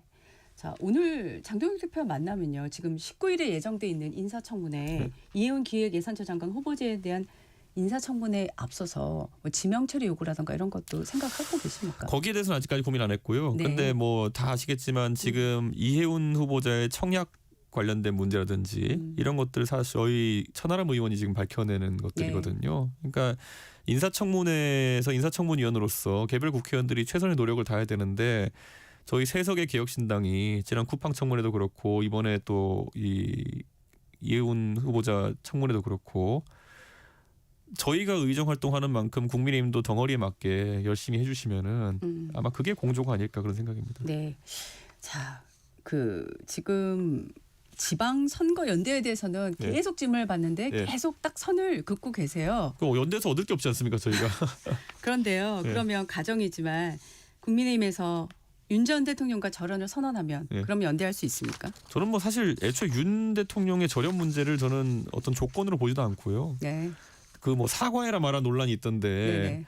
저는 그 윤 대통령 행동에 대해서는 윤석열 대통령 애도 아니고 자기가 사과를 해야지. 그걸 뭐 대리 사과한다고 국민들이 누가 감흥을 받겠으며. 예, 저는 윤석열 대통령이 좀 정신 차려가지고 사과하는 날 그 정도가 의미가 있지. 나머지 사람들끼리 자기들이 아웅당하면서 서로 사과하자 이런 건 아무 의미 없습니다. 아, 윤 전 대통령이 사과하면 의미가 있다. 그때는 그러니까요. 생각을 좀 해보실 수 있다는 건가요? 아, 윤석열 대통령이 진짜 뭐 미성년자도 아니고 금치산자도 아니고 본인이 해야지 왜 남이 자꾸 하라고 그렇게 합니까? 네. 예. 보수 유튜버 전한길 씨도 한마디 하셨더라고요. 네. 윤석열 전 대통령이 이준석 개혁신당 대표에 대해 절대 가까이 하면 안 된다고 말했다고.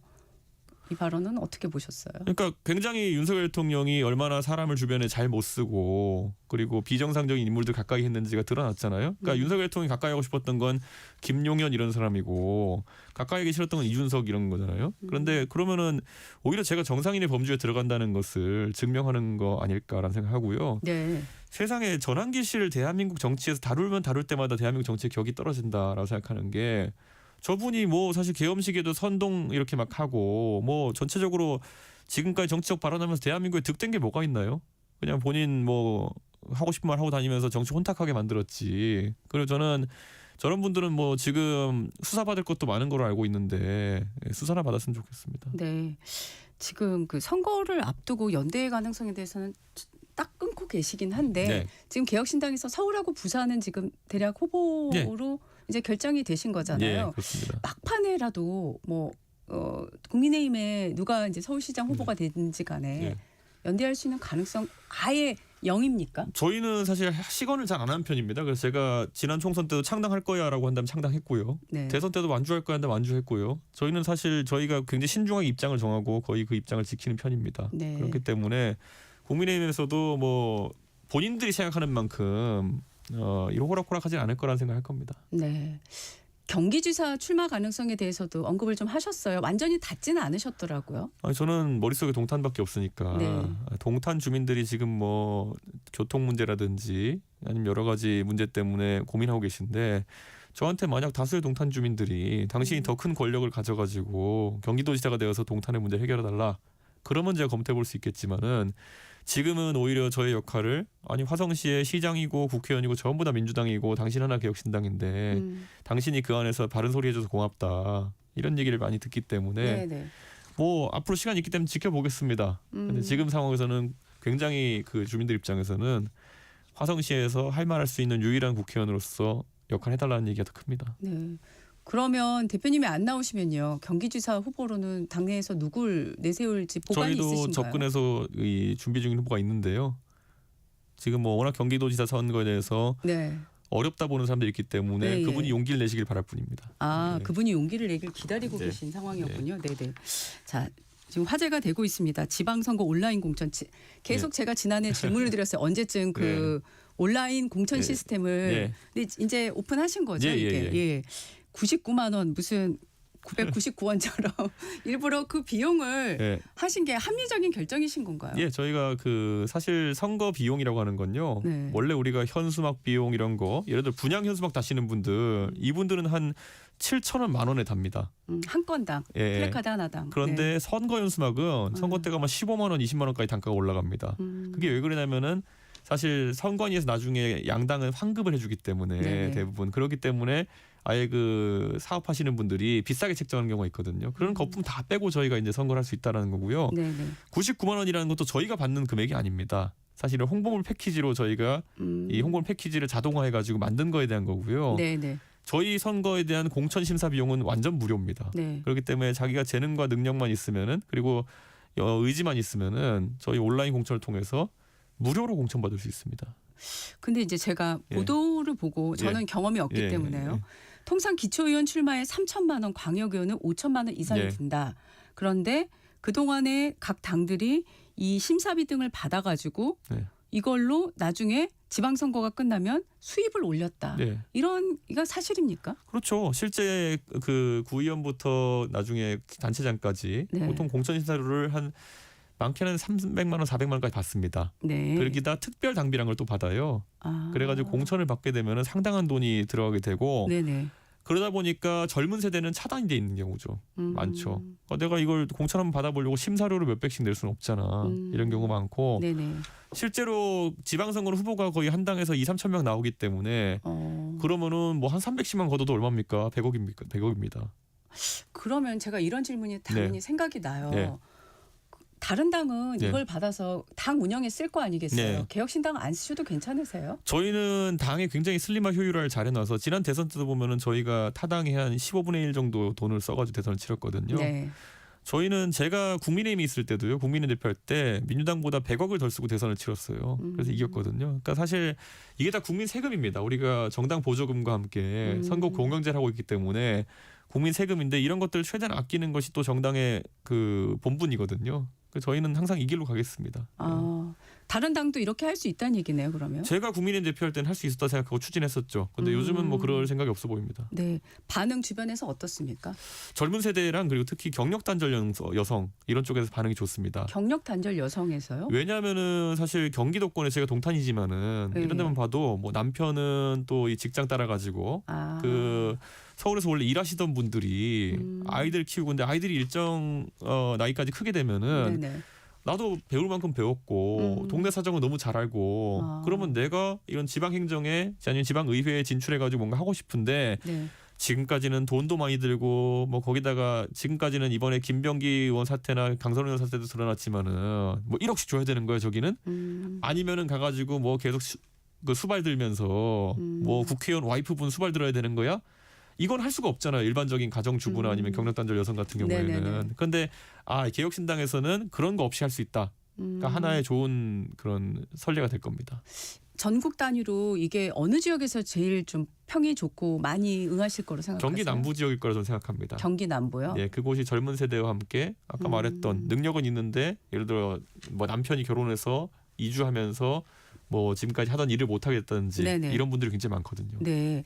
자, 지금 어제 그 보도가 하나 나온 거에 대한 질문을 네. 좀 드리려고 하는데 네. 검찰청 폐지 후속 조치로 지금 중대범죄수사청하고 공소청 설치법 네. 정부안이 공개됐는데 민주당에서 지금 일부 반발이 나오고 있습니다. 수사사법관, 예. 법률가 출신의 뭐 이런 거 같고요. 이거 어떻게 보셨어요? 거기다가 이제 그 조직 이름도 사실 이제 검찰총장이라는 이름을 그대로 쓰겠다. 이 얘기까지 네. 하면서 결국에는 검찰을 유지하려고 하는 거 아니냐 이렇게 하는 그건 건데. 또 법 때문에 어쩔 수 없는 거 아니겠습니까? 그런데 그걸 처음부터 지적해 왔어요. 네. 그러니까 헌법상으로 이게 검찰총장의 존재는 필요하다. 그랬더니 네. 그때 아니라고 씌우다가 지금 와가지고 이제 받아들이는 건데. 네. 그러니까 처음부터 야당 말 좀 들었어야 되는 거고. 네. 한 큰 틀에서는 자승자박이죠. 그러니까 본인들이 여당 할 줄 모르고 계속 이런 걸 주장하다가 여당 되고 나니까 검찰 없애려니까 얼마나 아깝겠습니까?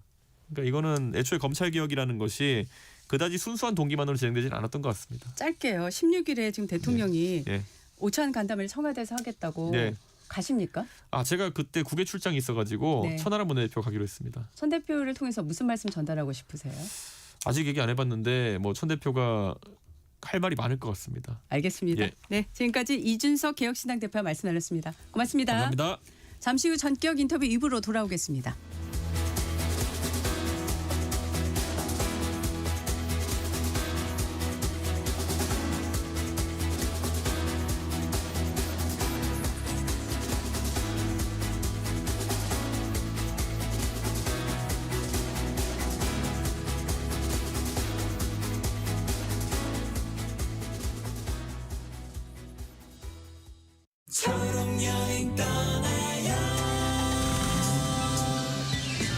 안녕하세요. 박명수의 라디오쇼 DJ G팍 박명수입니다. 자, 오늘은 희수님의 이야기를 만나볼게요.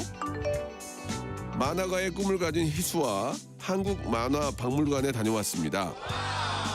편의 차량을 이용했더니 휠체어를 탄 희수도 먼 거리를 이동할 수 있었죠. 박물관 곳곳을 구경하며 만화에 푹 빠진 희수를 보니 저도 덩달아 웃음이 나더라고요. 새해에는 희수의 꿈이 한 뼘 더 자랄 수 있도록 넓은 세상을 많이 보여줘야 되겠습니다. 파이어!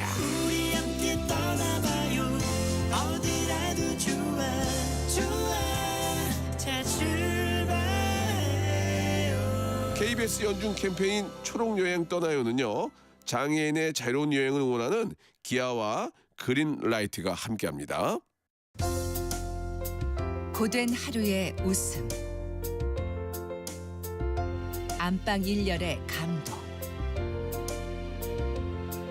가장 필요할 때 여러분 곁에, 이 모두가 시청자 여러분 덕분에 가능했습니다.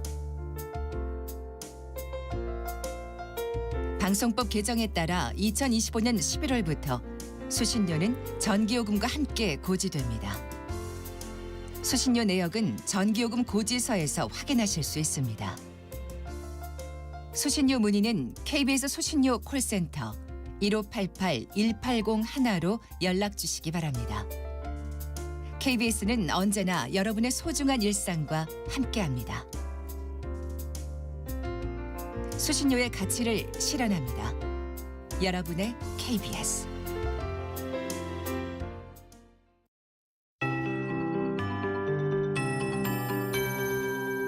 KBS 58분 날씨. 오늘은 아침보다 낮이 더 춥겠습니다. 현재 서울의 기온이 영하 2.9도인데 예상 한낮 기온은 영하 4도로 지금보다 기온이 더 떨어질 전망입니다. 북쪽에서 찬 공기가 밀려 내려오고 있고 찬바람도 점차 더 강해지기 때문이고요.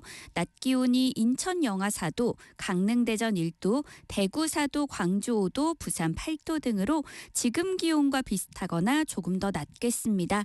내일 아침에는 다시 영하 10도 안팎의 강추위가 찾아올 전망입니다. 한편 지난 밤사이 중부지방을 중심으로 눈이 내려 쌓이면서 지금 빙판인 곳이 많습니다. 미끄럼 사고를 주의하시기 바랍니다. 강원 내륙과 산지는 아침까지 1cm 안팎의 눈이 더 내리겠고요. 그 밖에 중부 일부 지역에는 지금 눈이 날리고 있는데 차차 그치고 전국의 하늘이 맑아지겠습니다. 오늘 전국에 바람이 강하게 불겠고요. 특히 충남 서해안과 동해안 동해안, 제주도에는 지금 강풍주의보가 발효 중입니다. 또 동해안과 경상도의 건조특보는 계속 이어지고 있어서 불조심하셔야겠습니다. 내일 늦은 오후부터 밤 사이에는 중부지방 곳곳에 눈이 날리거나 빗방울이 떨어지겠습니다. 현재 서울의 기온은 영하 2.9도입니다. 송소진입니다.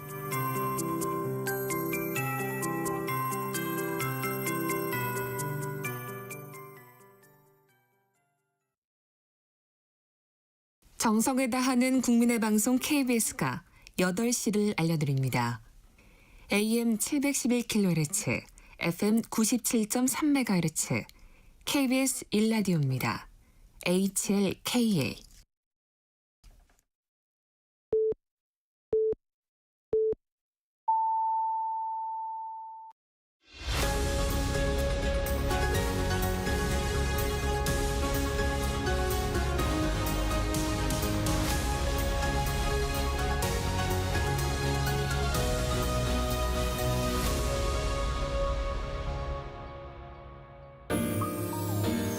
대한민국 중심 채널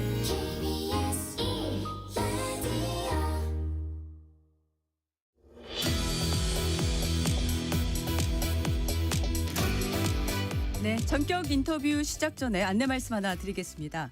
오늘 19일까지 청취율 조사 기간인데요. 02로 시작하는 전화 잘 받아주시고요.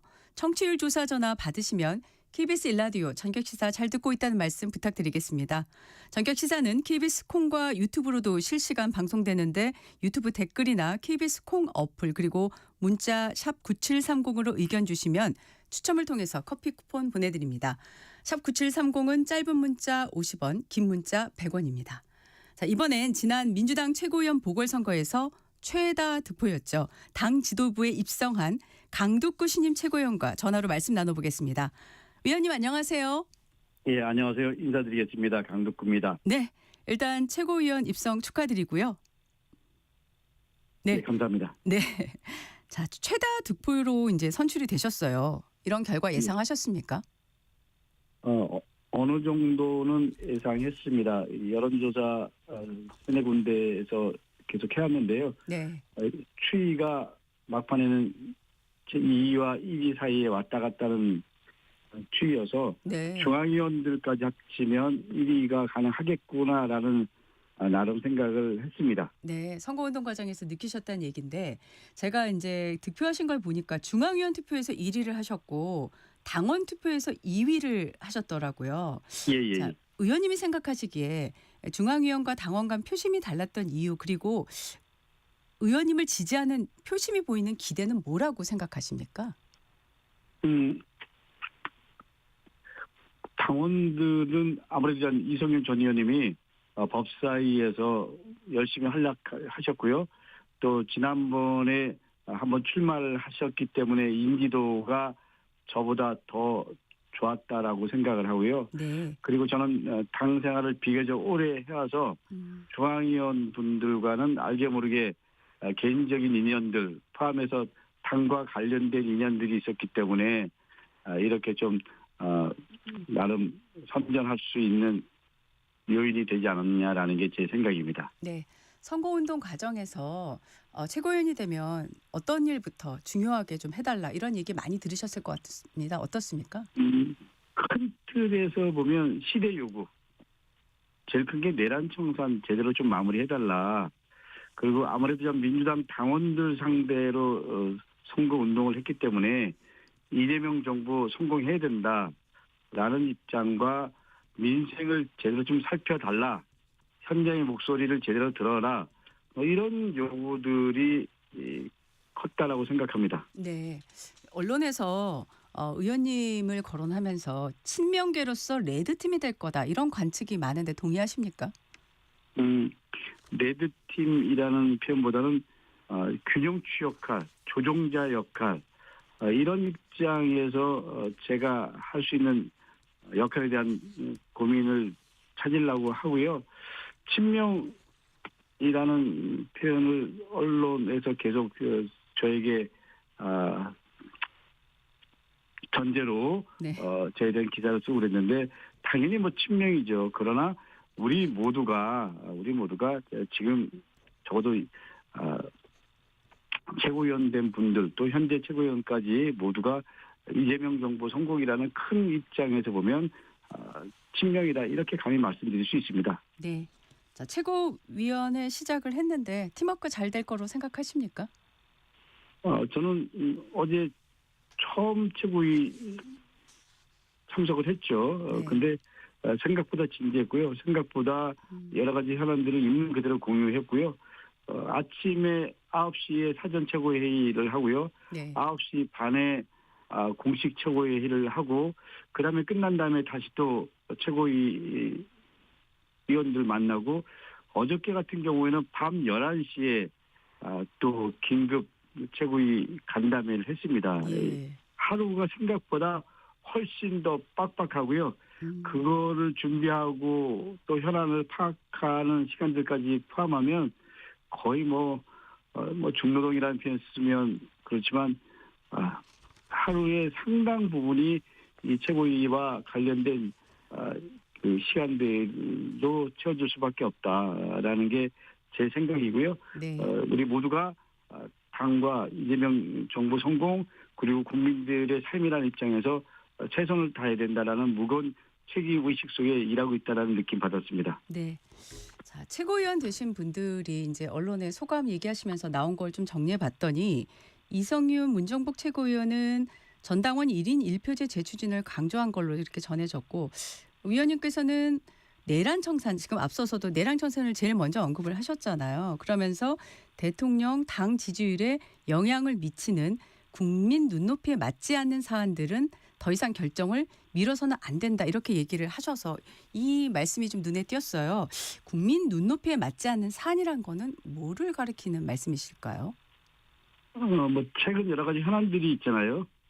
우리가 그 현안들을 어떻게 방향성을 잡을 거냐, 어떻게 판단할 거냐 그 기준이 가장 중요한 원칙은 저는 국민의 요구라고 생각을 하고요.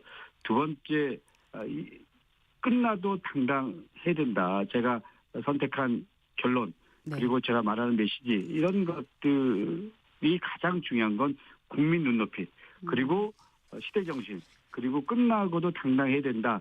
이런 입장에서 첫 번째 국민 눈높이라는 표현을 쓴 겁니다. 네. 지금 새 지도부에서 제일 먼저 지금 마주하고 있는 게 공천원금 수수 의혹 문제일 텐데 어제 늦게 윤리심판원에서 김병기 의원에 대해서 제명 결정을 내렸는데 이 결정 타당하다고 보십니까? 저는 기본적으로 윤리심판원의 입장을 존중하는 것이 맞다라고 생각을 합니다. 한동수 윤리심판원장이 윤리심판 위원분들과 나름 최선을 다해서 객관적으로 상황 판단 속에서 입장 정리를 한 거고요. 그리고 김병기 위원께서 소명하는 시간을 거쳤고 그렇기 때문에 그 입장은 존중해야 된다라는 게 기본적인 입장이고요. 그리고 재심 청구할 수 있는 또 기회가 있으니까요. 네. 그 결과에 대해서 당사자가 재심을 청구하면 최종적으로 다시 한번 판단할 기회를 갖는 거고요. 그렇기 때문에 기본적인 원칙은 윤리심판원의 결정 존중한다라는 게 제 생각입니다. 네.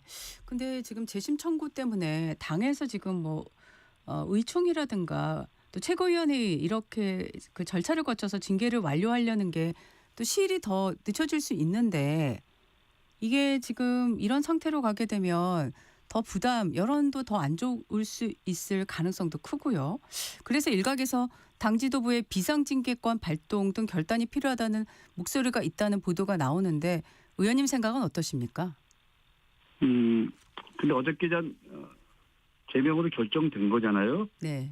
그렇기 때문에 재심 청구를 하게 되면 기간이 아마 열흘 전후가 될 겁니다. 네. 그렇기 때문에 아마 내일 이 결과에 대해서 최고위에 보고하게 되고 그런 다음에 마지막은 의총을 거쳐서 정리를 하는데 재심 청구 기간 동안에 당사자가 재심을 청구할 수도 있고 포기할 수도 있습니다. 그러니까 그 부분에 대해서는 이게 당에서 정한 절차이기 때문에 좀 우리가 지켜주는 것이 맞다라고 생각을 합니다. 최종적으로는 본인이 판단할 문제지만 어쨌거나 우리는 정해진 룰 속에서 최선을 다하고 있다라는 부분을 분명히 말씀드립니다. 네.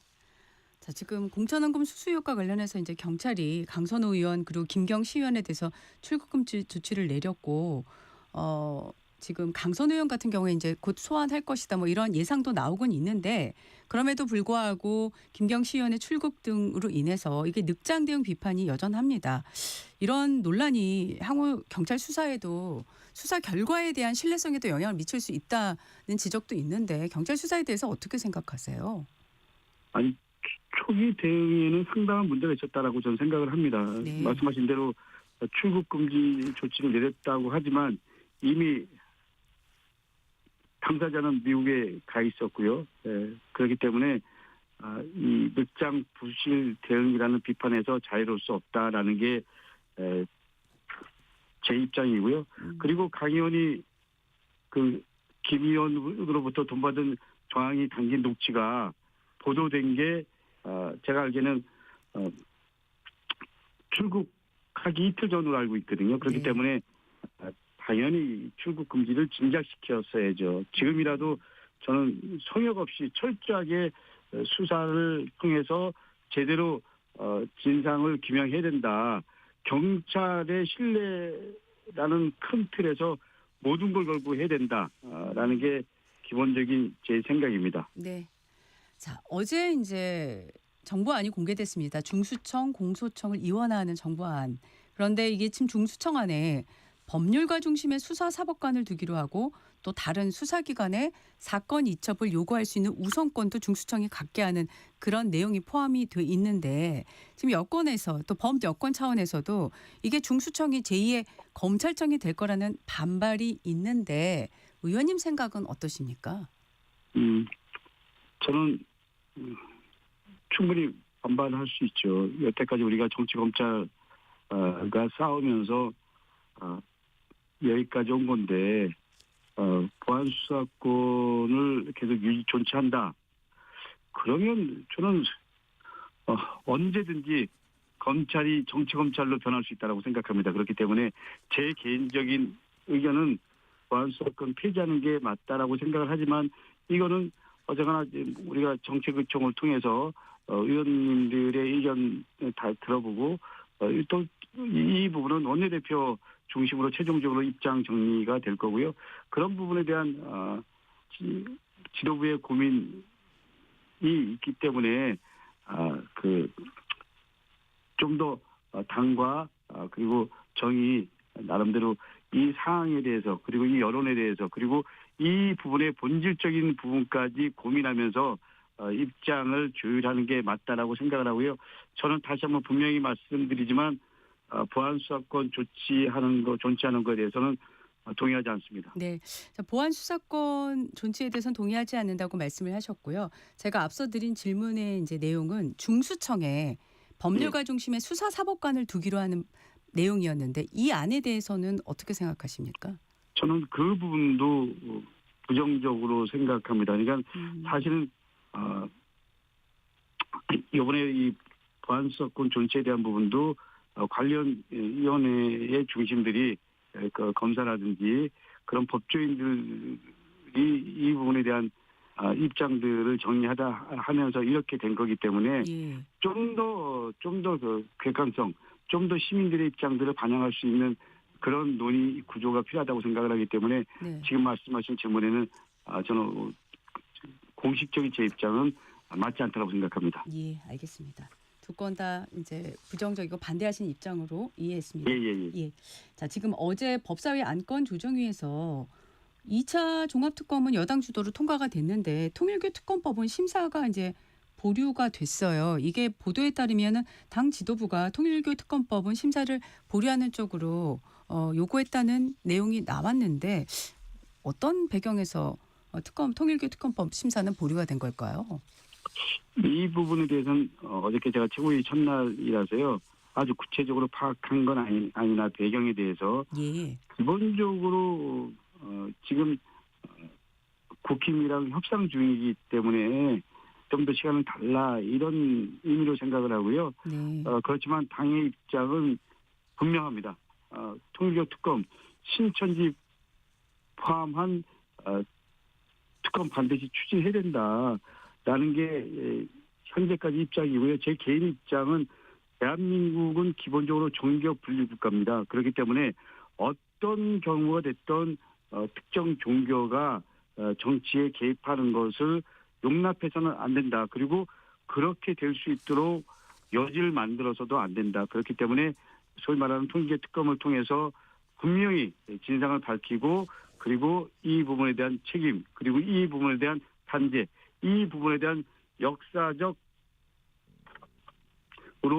시대적 소임을 다 해야 된다라는 게 제 생각입니다. 네. 근데 지금 이제 말씀하신 대로 그 정교 의혹, 유착 의혹에 대한 문제 계속 이제 지적이 되고는 있는데 국민의힘에서는 신천지를 포함시키는 부분에 대해서는 계속 반대를 하고 있고 이 부분은 앞서 저희하고 지금 인터뷰를 하셨던 이준석 개혁신당 대표도 반대라는 얘기를 분명히 하셨고요.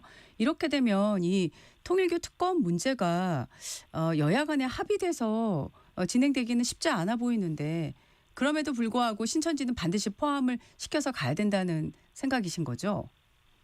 아니 저는 네.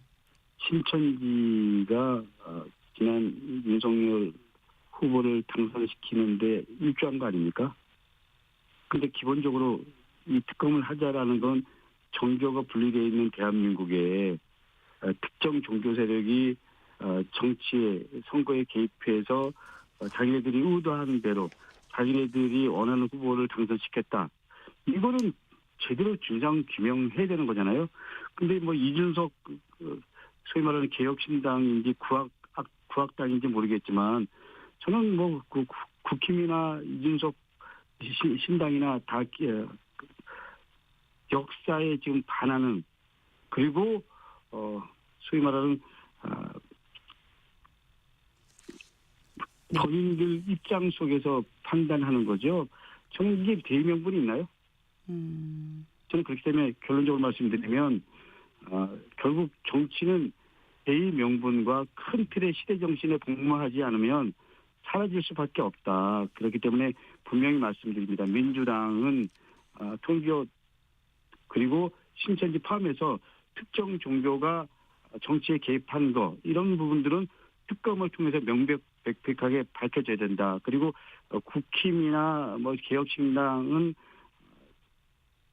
소위 말하는 특검에 대해서 반대하는 이유를 좀 더 분명하게 밝혀야 된다라는 게 저희들의 기본적인 생각이고요. 저는 이 부분에 대해서 확고한 제 나름의 원칙과 신념이 있습니다. 네.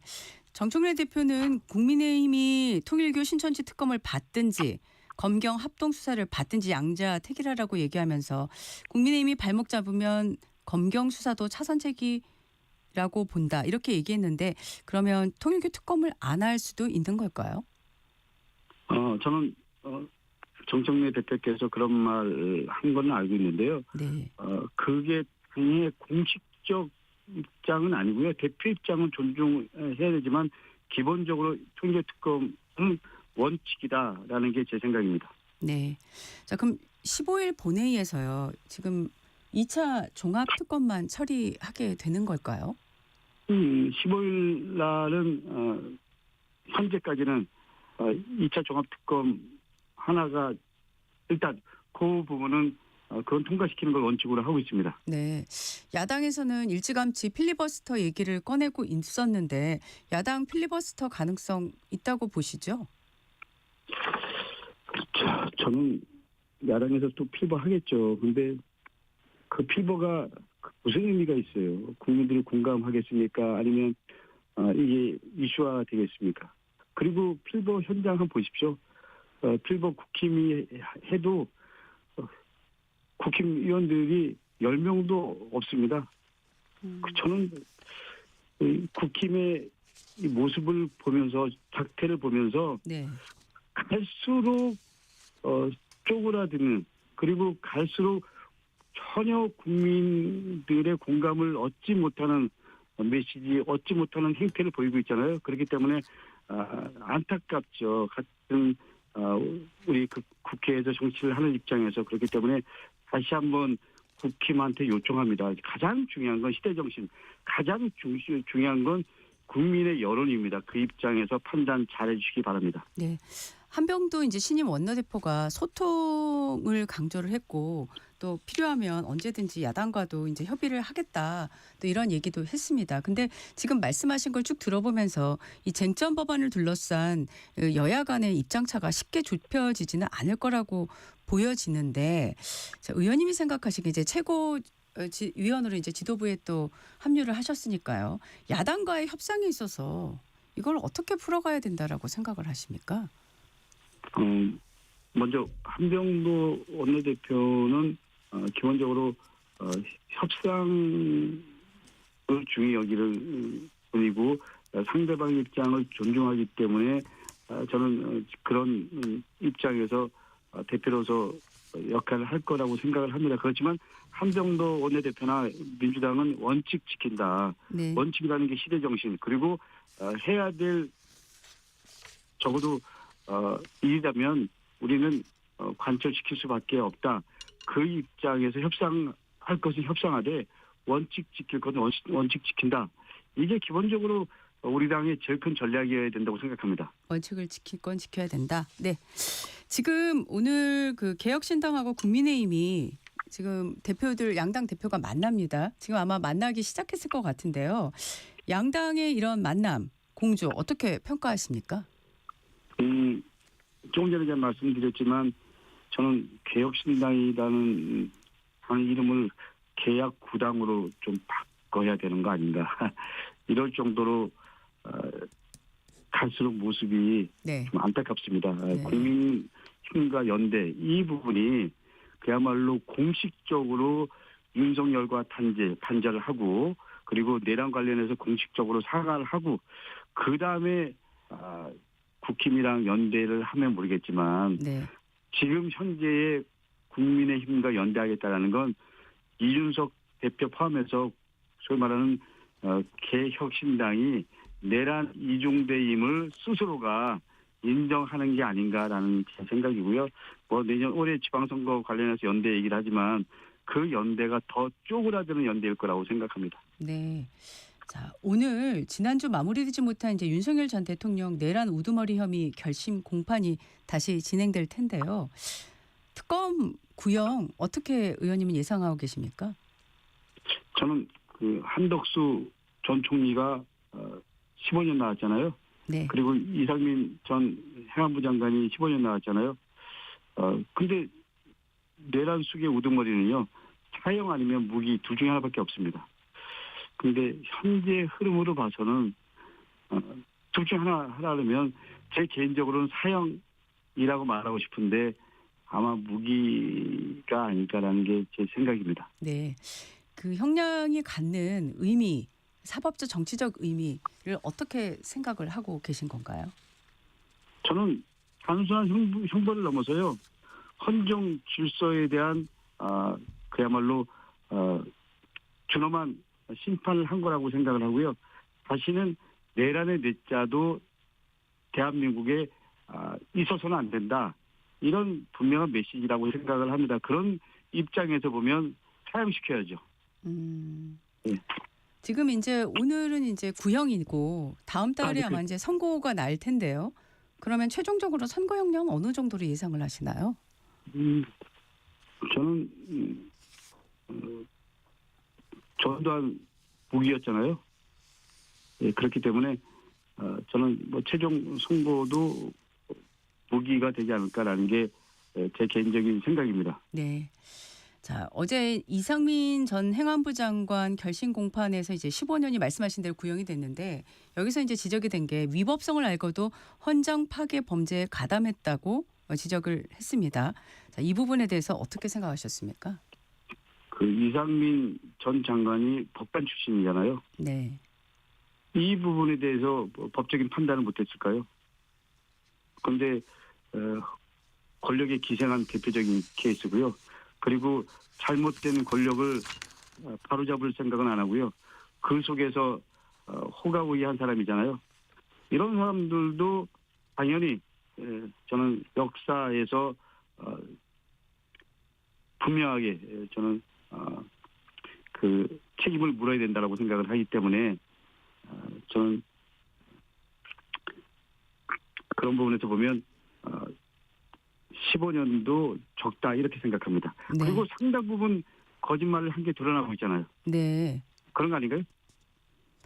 지금 사실 그 9일날 열린 결심 공판이 사실 굉장히 생각보다 오래 해서 결국은 구형을 못한 상황이 됐는데 뭐 법정판 필리버스터다, 침대 재판이다 이런 지적이 나왔습니다. 의원님께서는 그 과정 보시면서 어떤 생각 드셨습니까?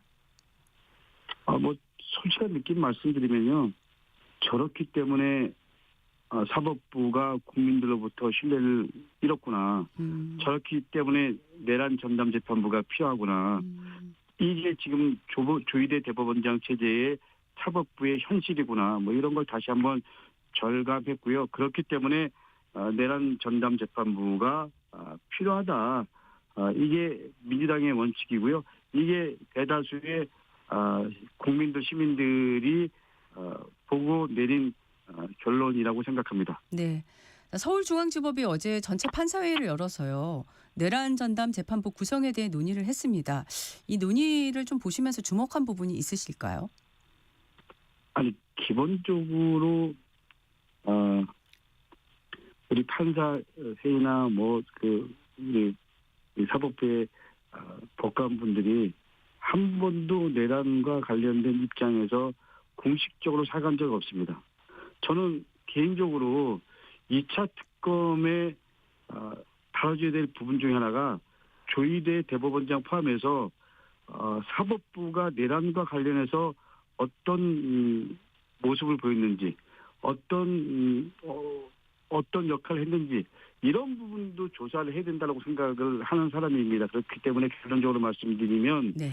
지금 보여주는 모습은 기득권 지키기밖에 없습니다. 그렇기 때문에 저는 먼저 사법부가 통렬하게 자기 반성이 먼저다. 그게 아니면 네네. 그 어떤 것도 국민들로부터, 여론으로부터 동의를 받을 수 없다라는 게 제 입장이기 때문에 제 입장임을 분명히 말씀드립니다. 네. 지금 한병수 신임 원내대표가 지난해요. 그 형법상 내란 그리고 외환해제를 범하거나 또 군형법상 반란해제를 범한 자는 사면, 감형, 복권 대상에서 제외하는 내용의 사면법 개정안 대표 발의했는데 사면권 개정안에 대한 생각은 어떠십니까? 저는 결론적으로 말씀드리면요. 네. 적어도 내란 외환죄로 법의 심판을 받은 사람은요, 어떤 경우가 됐든 사면해서는 안 된다고 생각합니다. 어떤 경우에서도 사면 안 된다. 그러면 이 사면권 개정안에 대한 생각은 찬성이신 거군요. 그러니까. 네. 저는 한병도 의원안에 대해서 정확하게 내용은 모르겠지만 다시 한번 분명히 말씀드리면 그 대구 출신 의원께서는 예를 들면 사면 가능하도록 했잖아요. 그렇지만 제 입장은 적어도 내란죄, 외환죄로 법의 심판을 받은 사람들에 대해서는 어떤 경우가 됐든 사면할 수 없다. 사면해서는 안 된다. 그렇기 때문에 그 원칙 속에서 해야지 그 한병도 의원 입장이 그 원칙이라면 당연히 동의. 그러나 사면할 수 없다. 이 부분이지 사면해도 된다. 이건 아닙니다. 예, 알겠습니다. 오늘 말씀 여기까지 듣겠습니다. 지금까지 강덕구 더불어민주당 최고위원이었습니다. 위원님 고맙습니다.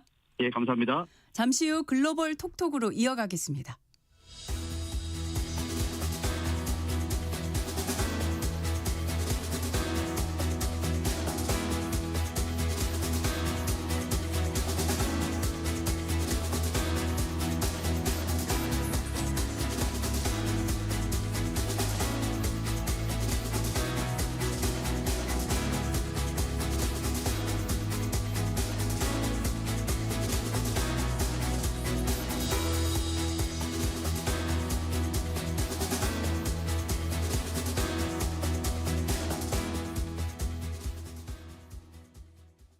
잠시 후 8시 반부터 일부 지역국에서는 해당 지역 방송을 보내드립니다.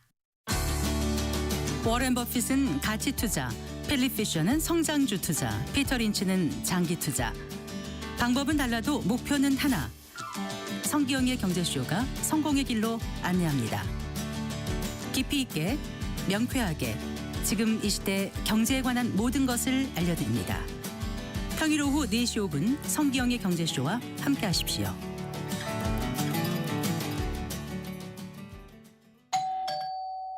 편지 왔습니다. 퇴근길 지친 당신에게 힘이 되는 뉴스를 전해드립니다. 매일 저녁 5시 5분 당신과 함께 읽는 세상 이야기 KBS 1라디오 뉴스레터 K. 지금 시각은 8시 30분입니다. KBS.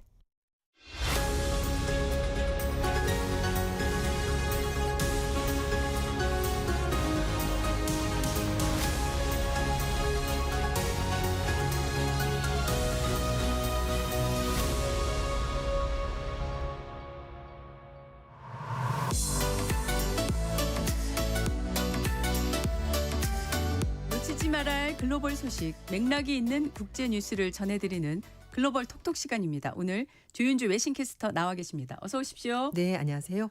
자, 이란 반정부 시위가 심상치가 않습니다. 지금 네. 지난해 말에 시작됐으니까 이제 2주 넘어가고 있죠. 네네. 근데 사상자 규모가 너무 커요. 네, 처음에는 이제 뭐 몇십 명, 물론 그것도 희생되면 안 되긴 하겠습니다만 그럼요. 지금 가장 최신 뉴스를 봤더니 CNN이 오늘 보도한 내용인데요. 500명 넘게 사망했다는 보도가 나왔습니다. 예. 뿐만 아니라 10,000명 넘게 체포됐다는 소식도 같이 들려오고 있고요. 네. 말씀하신 것처럼 작년 연말에 시위가 시작이 됐고 지금은 수도 테헤란, 케르만샤, 이스파한 등 이란에 있는 대도시 거의 모든 곳에서 시위가 벌어지고 있고요. 네네. 전국적으로 시위가 확산되고 있습니다. 시위 초기에 죄송합니다. 상인들이 중심이 돼서 고물가에 대한 불만을 제기하면서 그렇죠. 시위를 시작했고요. 그리고 나서 이제 정부 측에서 적극 나서면서 상인들과 대화를 했습니다. 그래서 네. 약간 주춤하다가 그 다음에 테헤란 중심으로 대학생들이 시위에 합류하면서 시위가 커졌고요. 처음에는 이제 고물가 때문에 못 살겠다 이게 이제 구호였는데 시간이 지나면서 신정 체제를 끝내자 이렇게 요구를 하고 있습니다.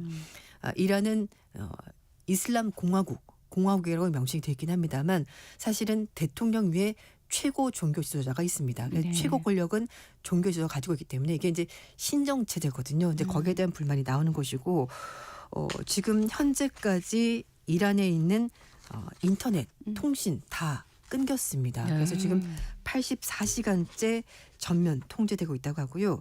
인터넷 접속률이 평소 대비해서 1% 거의 아무것도 안 되고 있다고 보고 있는데요. 네네. 외신에서는 지금 스타링크 통해서 영상을 확보하면서 현지 상황을 보도를 하고 있습니다. 스타링크로 영상을 네. 확보한 거군요. 그래서 이제 외신들도 현지 분위기를 보여주고 있는데 경찰들 이제 뭐 이슬람 혁명수비대, 그러니까 이란 혁명수비대 포함해서 군인들이 지금 길에 깔려 있고요. 총을 가지고 시위대를 조준 사격 이렇게까지 나오고 있습니다. 네네.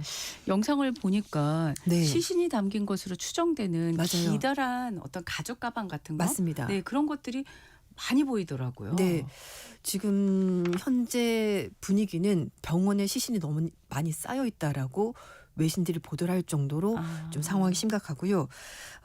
그럼에도 불구하고 이란 측에서는 상황이 통제되고 있다라고 외무장관이 밝히면서 전쟁을 원하지 않지만 전쟁에 대비하고 있다고 밝혔고요. 네네. 그리고 사실 그 이란 대통령이 페제스키안 온건 성향입니다. 그런데 처음에는 좀 대화 모드로 나가다가 상황이 바뀌면서 엄벌에 처하겠다라고 강경 대응을 예고를 하고 있습니다. 네.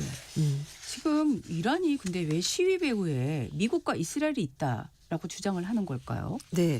사실 이제 이게 뭐 내부 결속 차원이다라는 얘기가 나오고 있는데요. 지금까지 사실은 이란에서 여러 차례 시위가 있었습니다. 그래서 이걸 가지고 얘기를 하는 것이 일단 이란 측에서는 외부에서 뭔가 시위를 흔든다, 부추긴다라고 얘기를 하는 건데요.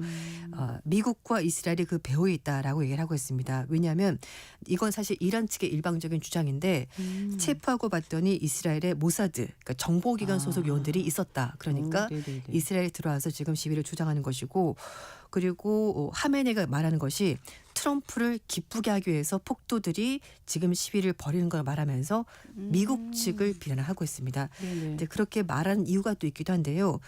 트럼프 대통령이 지금 이번 시위에 대해서 만약에 정부가 강경 대응을 하고 시위대를 계속 삼아가면은 미국이 개입할 수 있다 이렇게 말하기 때문에 결국 이런 여러 가지 빌미를 가지고 이란 측에서는 외부 세력에 들어와서 지금 이번 시위를 부추기는 거다라고 얘기를 하고 있고 그걸 가지고 이제 이란 국영 방송 통해서 대대적으로 얘기를 하고 있는 겁니다. 네. 자, 트럼프 대통령이 직접 군사적 조치까지 이제 거론한 마당이라 또 이런 회의를 했다는 보도도 있고 그러니까 지금 제일 지금 관심이 과연 이란에 군사력을 동원하겠느냐인데 어떻게 보세요? 일단 트럼프 대통령도 두 가지 다 열어두고 있습니다. 대화 가능하다라고 말을 하면서 일단은 이란 쪽에서 연락이 와서 대화를 하고 싶다고 말했다고 얘기를 하고 있고요. 하지만 그 앞서서 트럼프 정부가 군사적 개입을 지금 방안에 두고 있다는 얘기가 나오고 있는데요. 오늘 아침에도 캐럴 레빗 백악관 대변인이 얘기를 하면서 군사적 옵션 가능성 테이블에 올라와 있다라고 얘기를 했었고요. 실제로 이제 관련 회의도 진행이 됐습니다. 근데 실제 이걸 동원할 거냐 이거는 아직 좀 지켜봐야 될 건데 CNN 방송에서는 일단 만약에 미국이 군사력을 사용한다면은 이란에 있는 군사실에 대한 공습 가능할 것이고 사이버 공격 그리고 스타링크 지금 사용이 되고 있는데 이걸 가지고 전반적으로 내부 상황을 다 밖에 알리겠다고 얘기를 하고 있고요. 또 하나는 이란 내에도 반정부 세력이 있는데 그걸 지원하는 방안도 있고요. 그리고 또 하나 경제적으로 이란을 추가적으로 제재할 가능성이 있는데 오늘 아침에 보도가 나왔습니다. 트럼프 대통령이 SNS 통해서 이란에서 지금 시위가 벌어지고 있고 그래서 이란과 거래하는 모든 나라들은 미국과 거래를 할 때 관세 25%를 부과받게 될 거다라고 얘기를 하면서 이 결정은 즉각적으로 효력이 발생한다고 밝혔습니다.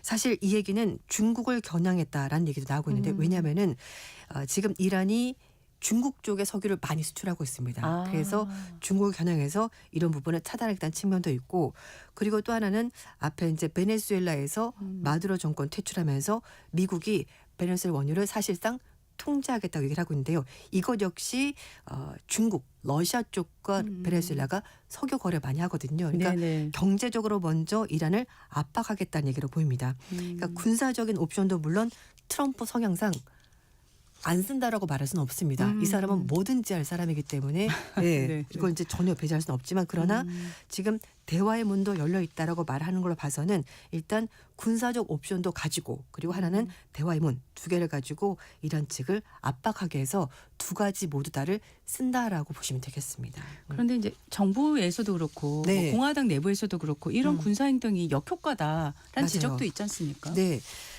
행정부 내에서도 말하는 것이 군사 행동했다고 오히려 역효과를 맞을 수 있다는 지적이 나오고 있는데 미국이 사실 중동 지역에 여러 차례 개입을 했었고요.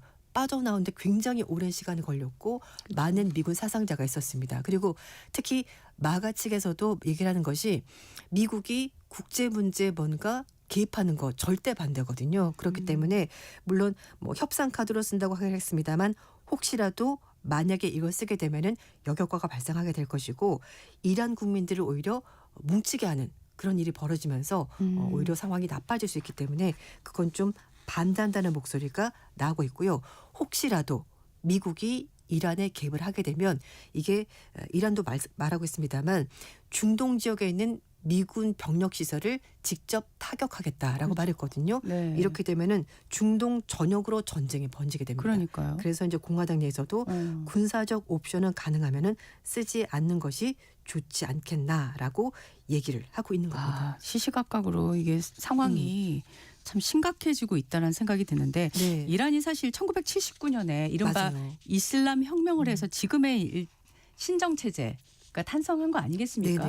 그리고 사실 과거에도 또 시위가 있었어요. 맞아요. 근데 지금의 시위와 과거의 시위 어떤 점이 다를까요? 가장 최근에 있었던 것이 2022년 히잡 반대 시위가 있었습니다. 그러니까 말씀하신 것처럼 신정 체제이기 때문에 이슬람 율법에 따라서 이란을 관리를 하고 있고 그래서 특히 여성 인권이 좀 많이 억압된 곳입니다.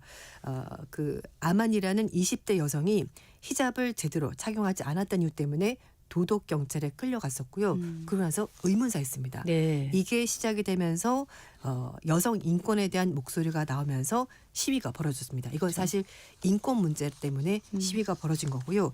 이번 시위는 성격이 좀 다릅니다. 말씀드린 것처럼 테헤란에 있는 상인들이 시위를 벌였거든요. 그러니까 경제 문제를 가지고 시위를 벌인 건데 그러니까 이념적인 것이 아니라 먹고 사는 문제로 벌어진 시위여서 훨씬 더 위험하다는 얘기가 나오고 있고요.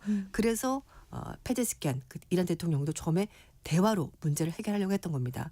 근데 이게 잘 되지 않았었고 중간에 이란이 오랜 세월 동안 신정치대도 보니까 사실 좀 여러 가지 부패가 있었습니다. 그렇죠. 네, 그래서 그런 부분도 분명히 네, 있죠. 네. 그 환율 문제도 그런데요. 환율이 너무 고환율인데 환율을 두 가지로 유지를 한 겁니다. 그러니까 우리가 쓰는 뭐 필수적인 뭐 밀가루나 뭐 이런 거는 좀 환율을 낮춰서 하고 그리고 뭐 그렇지 않은 그런 생활용품 같은 거는 높은 환율을 하다 보니까 중간에서 그 환율을 가지고 장난치는 세력이 있었던 겁니다. 거기서 이제 이익을 챙기는. 그렇다 보니까 상인들은 장사하기가 너무 힘든데 중간에서 폭리를 취하는 부패가 벌어졌고 거기다가 이란이 사실 그 시아파 종주국으로서 중동 지역에는 여러 무장 단체들에게 금전적으로 지원했거든요. 그러니까 레바논의 헤즈볼라 뭐 네, 이런 맞아요. 나라 꼴은 이 지경인데 지금 돈을 다른 데 쓰는 게 말이 되냐라는 그 굉장히, 불만이 터지게 된 겁니다. 그래서 사실 이전 시위와는 좀 다르기 때문에 훨씬 더 위험하다라는 분석도 나오고 있습니다. 그래서 뭐 왕정이 돌아와야 된다라는 구호도 나오고 있는데요. 그 시위대가 말하는 것은 왕정으로 돌아가자 그 얘기가 아니라 팔레비 왕조가 있었을 때는 지금 같지 않았습니다. 그때는 훨씬 더 민주적이었고 종교 색채가 없었습니다. 그래서 그때 진짜 미니스커트를 입고 미국 팝송을 들었던 이란인데 그때가 사실 훨씬 더 자유가 많았었고 시장주의 경제였고 그래서 훨씬 더 살기가 나았다. 이런 의미에서 왕정 복구 이런 얘기를 하게 되는 겁니다. 이란 문제는 굉장히 여러 가지 어떤 시한폭탄 같은 이슈들을 다 안고 있어서 굉장히 베네수엘라하고는 또 다른. 맞습니다. 지금 베네수엘라 말씀을 드렸지만은 지금 마두로 대통령 체포작전을 하면서 미국이 군사력을 사용을 했는데 지금 이란에 대해서도 군사 옵션을 얘기를 하고 있는데 이제 또 그린란드에 대해서도 군사 옵션 얘기가 나오고 있어서 이게 원래 동맹이잖아요. 나토 회원국하고. 근데 지금 나토 회원국과 관계가 우리가 생각하지 못했던 방향으로 가고 있습니다. 그래서 이제 이렇게 되면 나토가 그냥 완전히 깨질 거다라고 얘기를 하고 있는데요. 근데 이제 문제는 북대서양 조약기구 나토 측에서 침묵을 지키는 것 때문에 유럽 국가들 반발이 상당히 크다고 합니다. 우크라이나 전쟁을 할 때만 하더라도 뭐 나토 측에서도 굉장히 좀 강력한 목소리를 냈는데 막상 그린란드 문제에 있어서는 지금 나토가 목소리를 내지 않으면서 유럽 국가들이 정말 우리가 진정한 나토 동맹국이 맞냐라는 목소리까지 나오고 있는데요. 그래서 프랑스, 독일, 이탈리아, 폴란드, 스페인, 영국 정상들이 덴마크와 공동성명 발표하면서 주권과 영토 보전, 국경 불가침성 원칙을 지키기 위해서 절대 멈추지 않겠다라면서 공동 성명까지 발표했습니다. 뿐만 아니라 그 멜로니 이탈리아 총리도 나토가 이 문제에 대해서 좀 압박을 줄이거나 아니면 문제 완화해서 진지한 논의가 필요하고 나토도 직접 나서라 이렇게 얘기를 하고 있는데요. 물론 트럼프 대통령은 군사 행동 가능성 얘기를 하고 있습니다만 진짜 그렇게 되면은 나토 자체가 아예 와야 되는 것이기 때문에 좀 문제가 커질 수가 있는데 근데 또 한편에서는 트럼프 대통령이 나토냐 그린란드냐 선택할 수도 있다 이렇게 좀 위험한 발언까지 했습니다. 그린란드까지. 근데 지금 트럼프 대통령이 그린란드를 병합해야 된다, 가져와야 된다고 하면서 중국하고 러시아 위협 때문이라고 했는데 이 주장이 사실이 아니란 지적이 나왔다고요? 네, 맞습니다. 이건 이제 영국의 파이낸셜 타임스가 보도한 내용이고요. 북유럽의 외교관들이 이제 밝힌 내용인데 말씀하신 것처럼 트럼프 대통령이 그 그린란드 주변에 중국과 러시아 선박 잠수함들이 있다. 이거 그대로 두면 안 된다라고 말했는데 하지만 이 외교관들은 사실이 아니라고 밝혔습니다. 물론 북극 일대에 뭐 러시아, 중국 선박이 있긴 하지만 그게 많다는 것도 아니고 러시아 쪽에 조금 있을 뿐이다라고 설명을 했고요. 그리고 노르웨이도 역시 비슷한 정보를 가지고 있다고 합니다. 그린란드 주변에 러시아 또는 중국의 활동이 많다는 것은 사실과 다르다면서 굉장히 희박한 활동이다 이렇게 해명했습니다. 하지만 트럼프 대통령은 그린란드 해변에서 중국, 러시아 선박이 들끓고 있다. 그러니까 안보 차원에서도 그린란드를 미국이 가져가는 것이 맞다 이렇게 논리를 펴고 있습니다. 아, 네. 이거 다카이치 총리 조기 총선에 관련한 질문을 드려야 되는데 네. 오늘 시간이 벌써 네, 다 가버렸습니다. 예, 네. 다음 주에 또 관련한 질문 드리겠습니다. 네. 지금까지 조윤주 외신캐스터였습니다. 고맙습니다. 네, 감사합니다. 날씨 정보 듣고 돌아오겠습니다. 전격 시사 날씨 정보입니다. 오늘은 아침보다 낮이 더 춥겠습니다. 현재 서울의 기온이 영하 3도인데 예상 한낮 기온은 영하 4도로 지금보다 기온이 더 떨어지겠습니다. 북쪽에서 찬 공기가 밀려 내려오고 있어서고요. 인천의 낮 기온도 영하 4도, 대전 1도, 대구 4도, 광주 5도 등으로 대부분 지금 기온과 비슷하거나 조금 더 낮겠습니다. 내일 아침에는 다시 영하 10도 안팎의 강추위가 찾아올 전망입니다. 한편 지난 밤사이 곳곳에 눈이 내려 쌓이면서 지금 빙판인 곳이 많아 주의하셔야겠습니다. 강원 내륙과 산지는 아침까지 눈이 조금 더 내리겠고요. 그 밖에 전국은 오늘 대체로 맑겠습니다. 현재 서울의 기온은 영하 3도입니다. 날씨 정보 송소진입니다.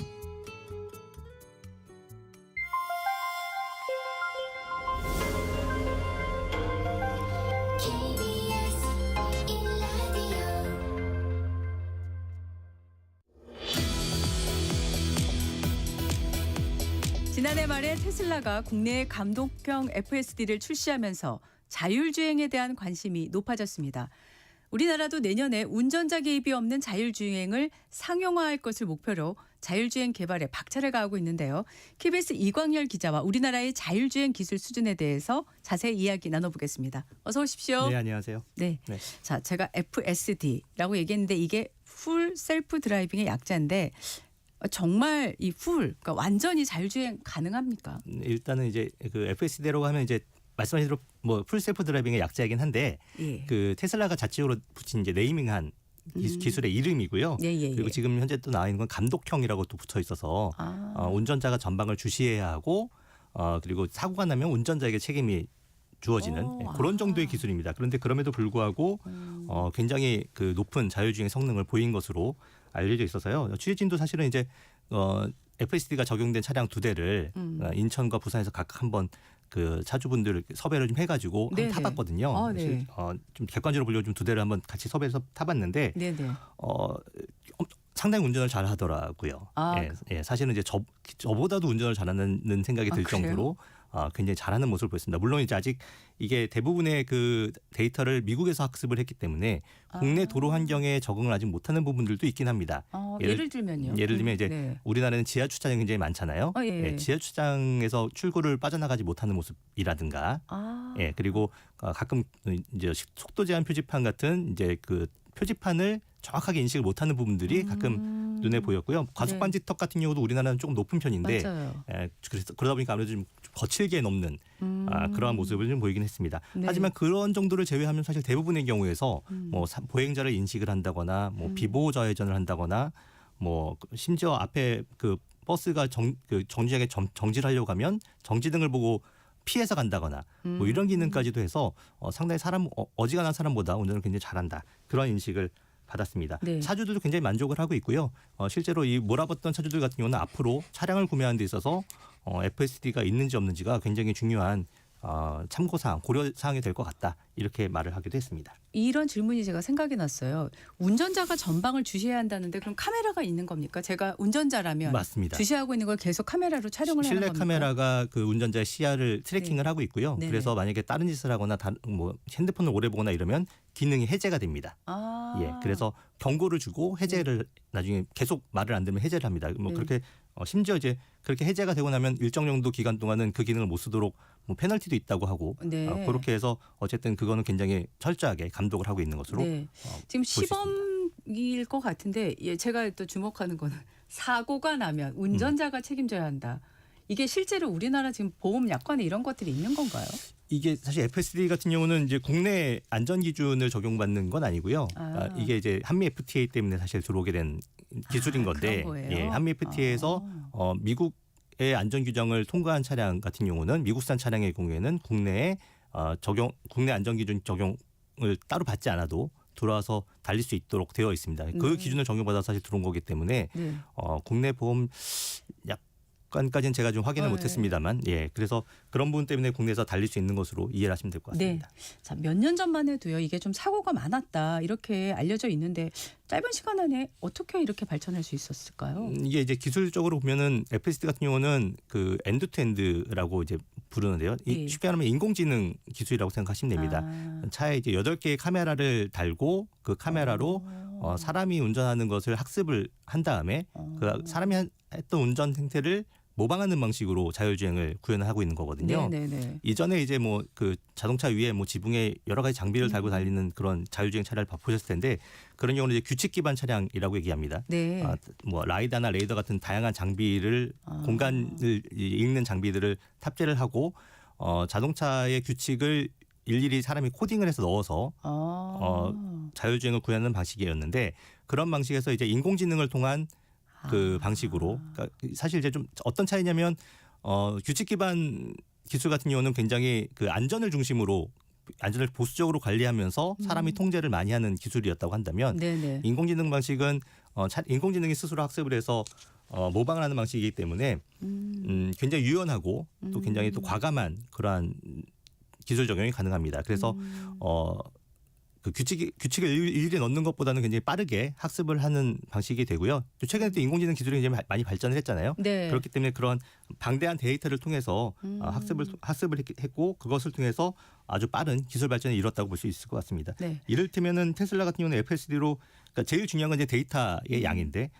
FSD로 112억 킬로미터의 데이터를 주행 데이터를 모았다고 해요. 네. 이런 막대하고 방대한 양의 데이터를 통해서 빠르게 학습을 시킬 수 있었다. 그렇게 이해하시면 될 것 같습니다. 네네. 자, 자율주행하면 또 빠지지 않는 나라가 중국이잖아요. 중국의 기술은 어느 수준인가요? 중국도 이제 최근에 이제 뭐 대도시에서 자율주행 로보택시나 자율주행 버스 같은 것을 상용화 서비스를 시작을 했다고 합니다. 네. 중국도 사실은 초반에는 이제 그 규칙 기반 방식을 적용을 하다가 최근에 이 인공지능 엔드투엔드 기술을 적용을 해서 이제 하이브리드 방식으로 두 가지 기술을 합한 하이브리드 방식으로 그 기술을 발달시키면서 굉장히 빠르게 발전했던 케이스입니다. 네. 이를테면 대표적으로 바이두 같은 경우는 지난해 10월 말 기준으로 2억 4천만 킬로미터의 주행 데이터를 확보를 하고 있고요. 포니 AI 같은 경우는 5,500만 킬로미터의 주행 데이터를 학습을 하고 있어서 이렇게 방대한 짧은 시간에 방대한 양의 데이터를 모으고 이것을 인공지능을 통해서 학습시키면서 굉장히 빠르게 그 성장을 시켰다고 합니다. 일부 전문가들 같은 경우는 오히려 중국이 미국보다 전반적인 그 자율주행 기술에 있어서는 더 앞서 있다라고 평가하는 분들도 계세요. 네. 네.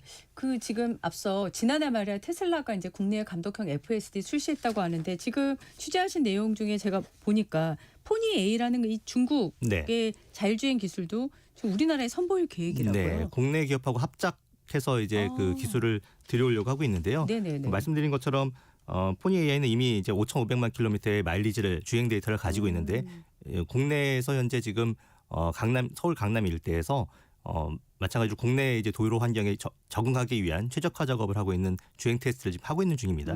그래서 올해 안에 국내에서 자율주행 택시, 로보택시를 서비스를 하는 것을 목표로 지금 학습을 또 부지런히 또 하고 있습니다. 그렇군요. 네. 조만간 또 저희가 또 타볼 수 있는 만나볼 수 있을 것 같습니다. 그런데 이제 제일 편리한 만큼 안전에 대한 우려 있어요. 안전 장담할 수 있는 수준인가요? 그게 이제 계속 자율주행을 하면 자율주행 얘기가 나오면 가장 이제 우려되는 부분들이 안전에 대한 부분이고 그동안 이제 많은 뉴스에서 자율주행 차량들이 사고를 냈던 케이스들을 많이 만나보셨기 때문에 그런 우려들이 더 크실 수밖에 없는데요. 테슬라가 이제 최근에 자체적으로 냈던 안전보고서에 따르면 감독형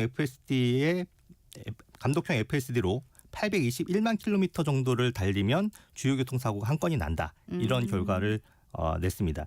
미국에서 사람이 운전할 때는 113만 킬로미터에 한 건씩 주요 사고가 난다는 평균 자료가 있는 것을 보면 실제로 이 FSD 자율주행 차량이 사람이 운전하는 것보다는 훨씬 더 안전하다. 뭐 이런 데이터이거든요. 웨이모 같은 경우도 사람 운전보다는 경찰에 보고된 사고율이 55% 감소를 했고 사람이 다친 사고율은 80% 감소했다는 그런 연구 결과도 있고 해서 현재의 자율주행 기술이 사실은 상당히 그 사람이 운전하는 것보다 휴먼 에러보다는 더 그 안전하다라는 통계들은 사실 있습니다. 근데 문제는 이제 사실 사고가 일반적인 접촉 사고나 충돌 사고보다는 이제 그 인명 피해 사고가 사실 더 중요한 거잖아요. 그런 부분을 생각했을 때 보면은 그 사람이 예상하지 못한 치명적인 사고를 자율주행 차량이 막을 수 있을 것이냐 여기에 대해서 아직까지 좀 물음표가 있는 상황이긴 합니다. 그래서 일부 전문가들 같은 경우는 사람보다 조금 더 나은 수준의 안전을 확보하는 게 중요한 게 아니라 압도적으로 자율주행을 우리가 이제 도입을 하려고 하면 자율주행 시대를 맞이하려고 하면 그보다 훨씬 더 압도적으로 자율주행차가 안전해야 하는 것이 전제되어야 되는 거 아니냐라는 이제 그 우려를 계속 제기하고 있는 상황이긴 합니다. 네.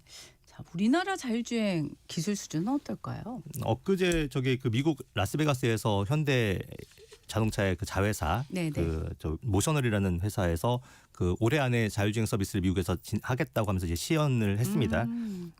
현대자동차 그룹이 갖고 있는 이제 두 개의 자회사 중에 한 군데인데요. 모셔널 같은 경우는 앞서 설명드렸던 기술 중에 규칙 기반 기술을 적용을 하고 있고 국내에 있는 자회사 중에 포티투닷이라는 그 스타트업이었던 회사가 있는데 이 자회사 같은 경우는 테슬라와 마찬가지로 엔드투엔드 기술을 적용하고 있는 회사들입니다.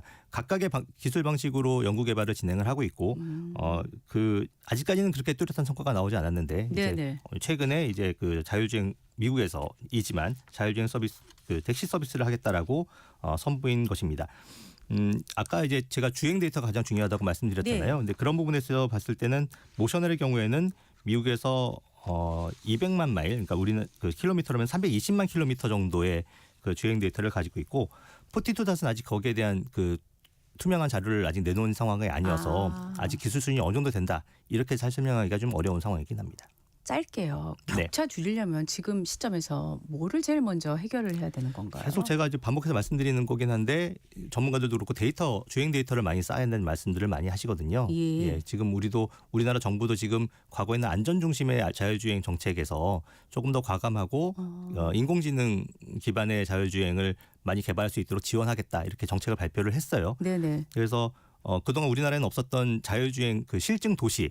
미국은 샌프란시스코라는 도시가 있었고 중국은 우한이 있었던 것처럼 당장 이제 올해부터 광주광역시를 실증 도시로 지정을 해서 200대 이상의 차량이 운행을 하고 그 차량들이 모으는 주행 데이터들을 모아서 기업들에게 제공을 하겠다. 이렇게 지금 계획을 짜고 있는 상황입니다. 네, 지금까지 KBS 이광열 기자와 말씀 나눴습니다. 고맙습니다. 감사합니다. 네. 1월 13일 화요일 전교시사 오늘은 여기까지입니다. 19일까지 청취율 조사 기간인데 02로 시작하는 전화 잘 받아주시고요. 청취율 조사 전화 받으시면 KBS 1라디오 전격시사 잘 듣고 있다는 말씀 부탁드립니다. 전격시사는 KBS 콩과 유튜브로도 실시간 방송되는데 유튜브 댓글 KBS 콩 어플 문자 샵 9730으로 의견 주시면 추첨 통해 커피 쿠폰 보내드리겠습니다. 샵 9730은 짧은 문자 50원 긴 문자 100원으로 커피 쿠폰 당첨자는 전격시사 홈페이지 공지사항에서 확인하시면 됩니다. 저는 내일 아침 7시 5분에 다시 돌아오겠고요. 다시 돌아오겠습니다. 고맙습니다.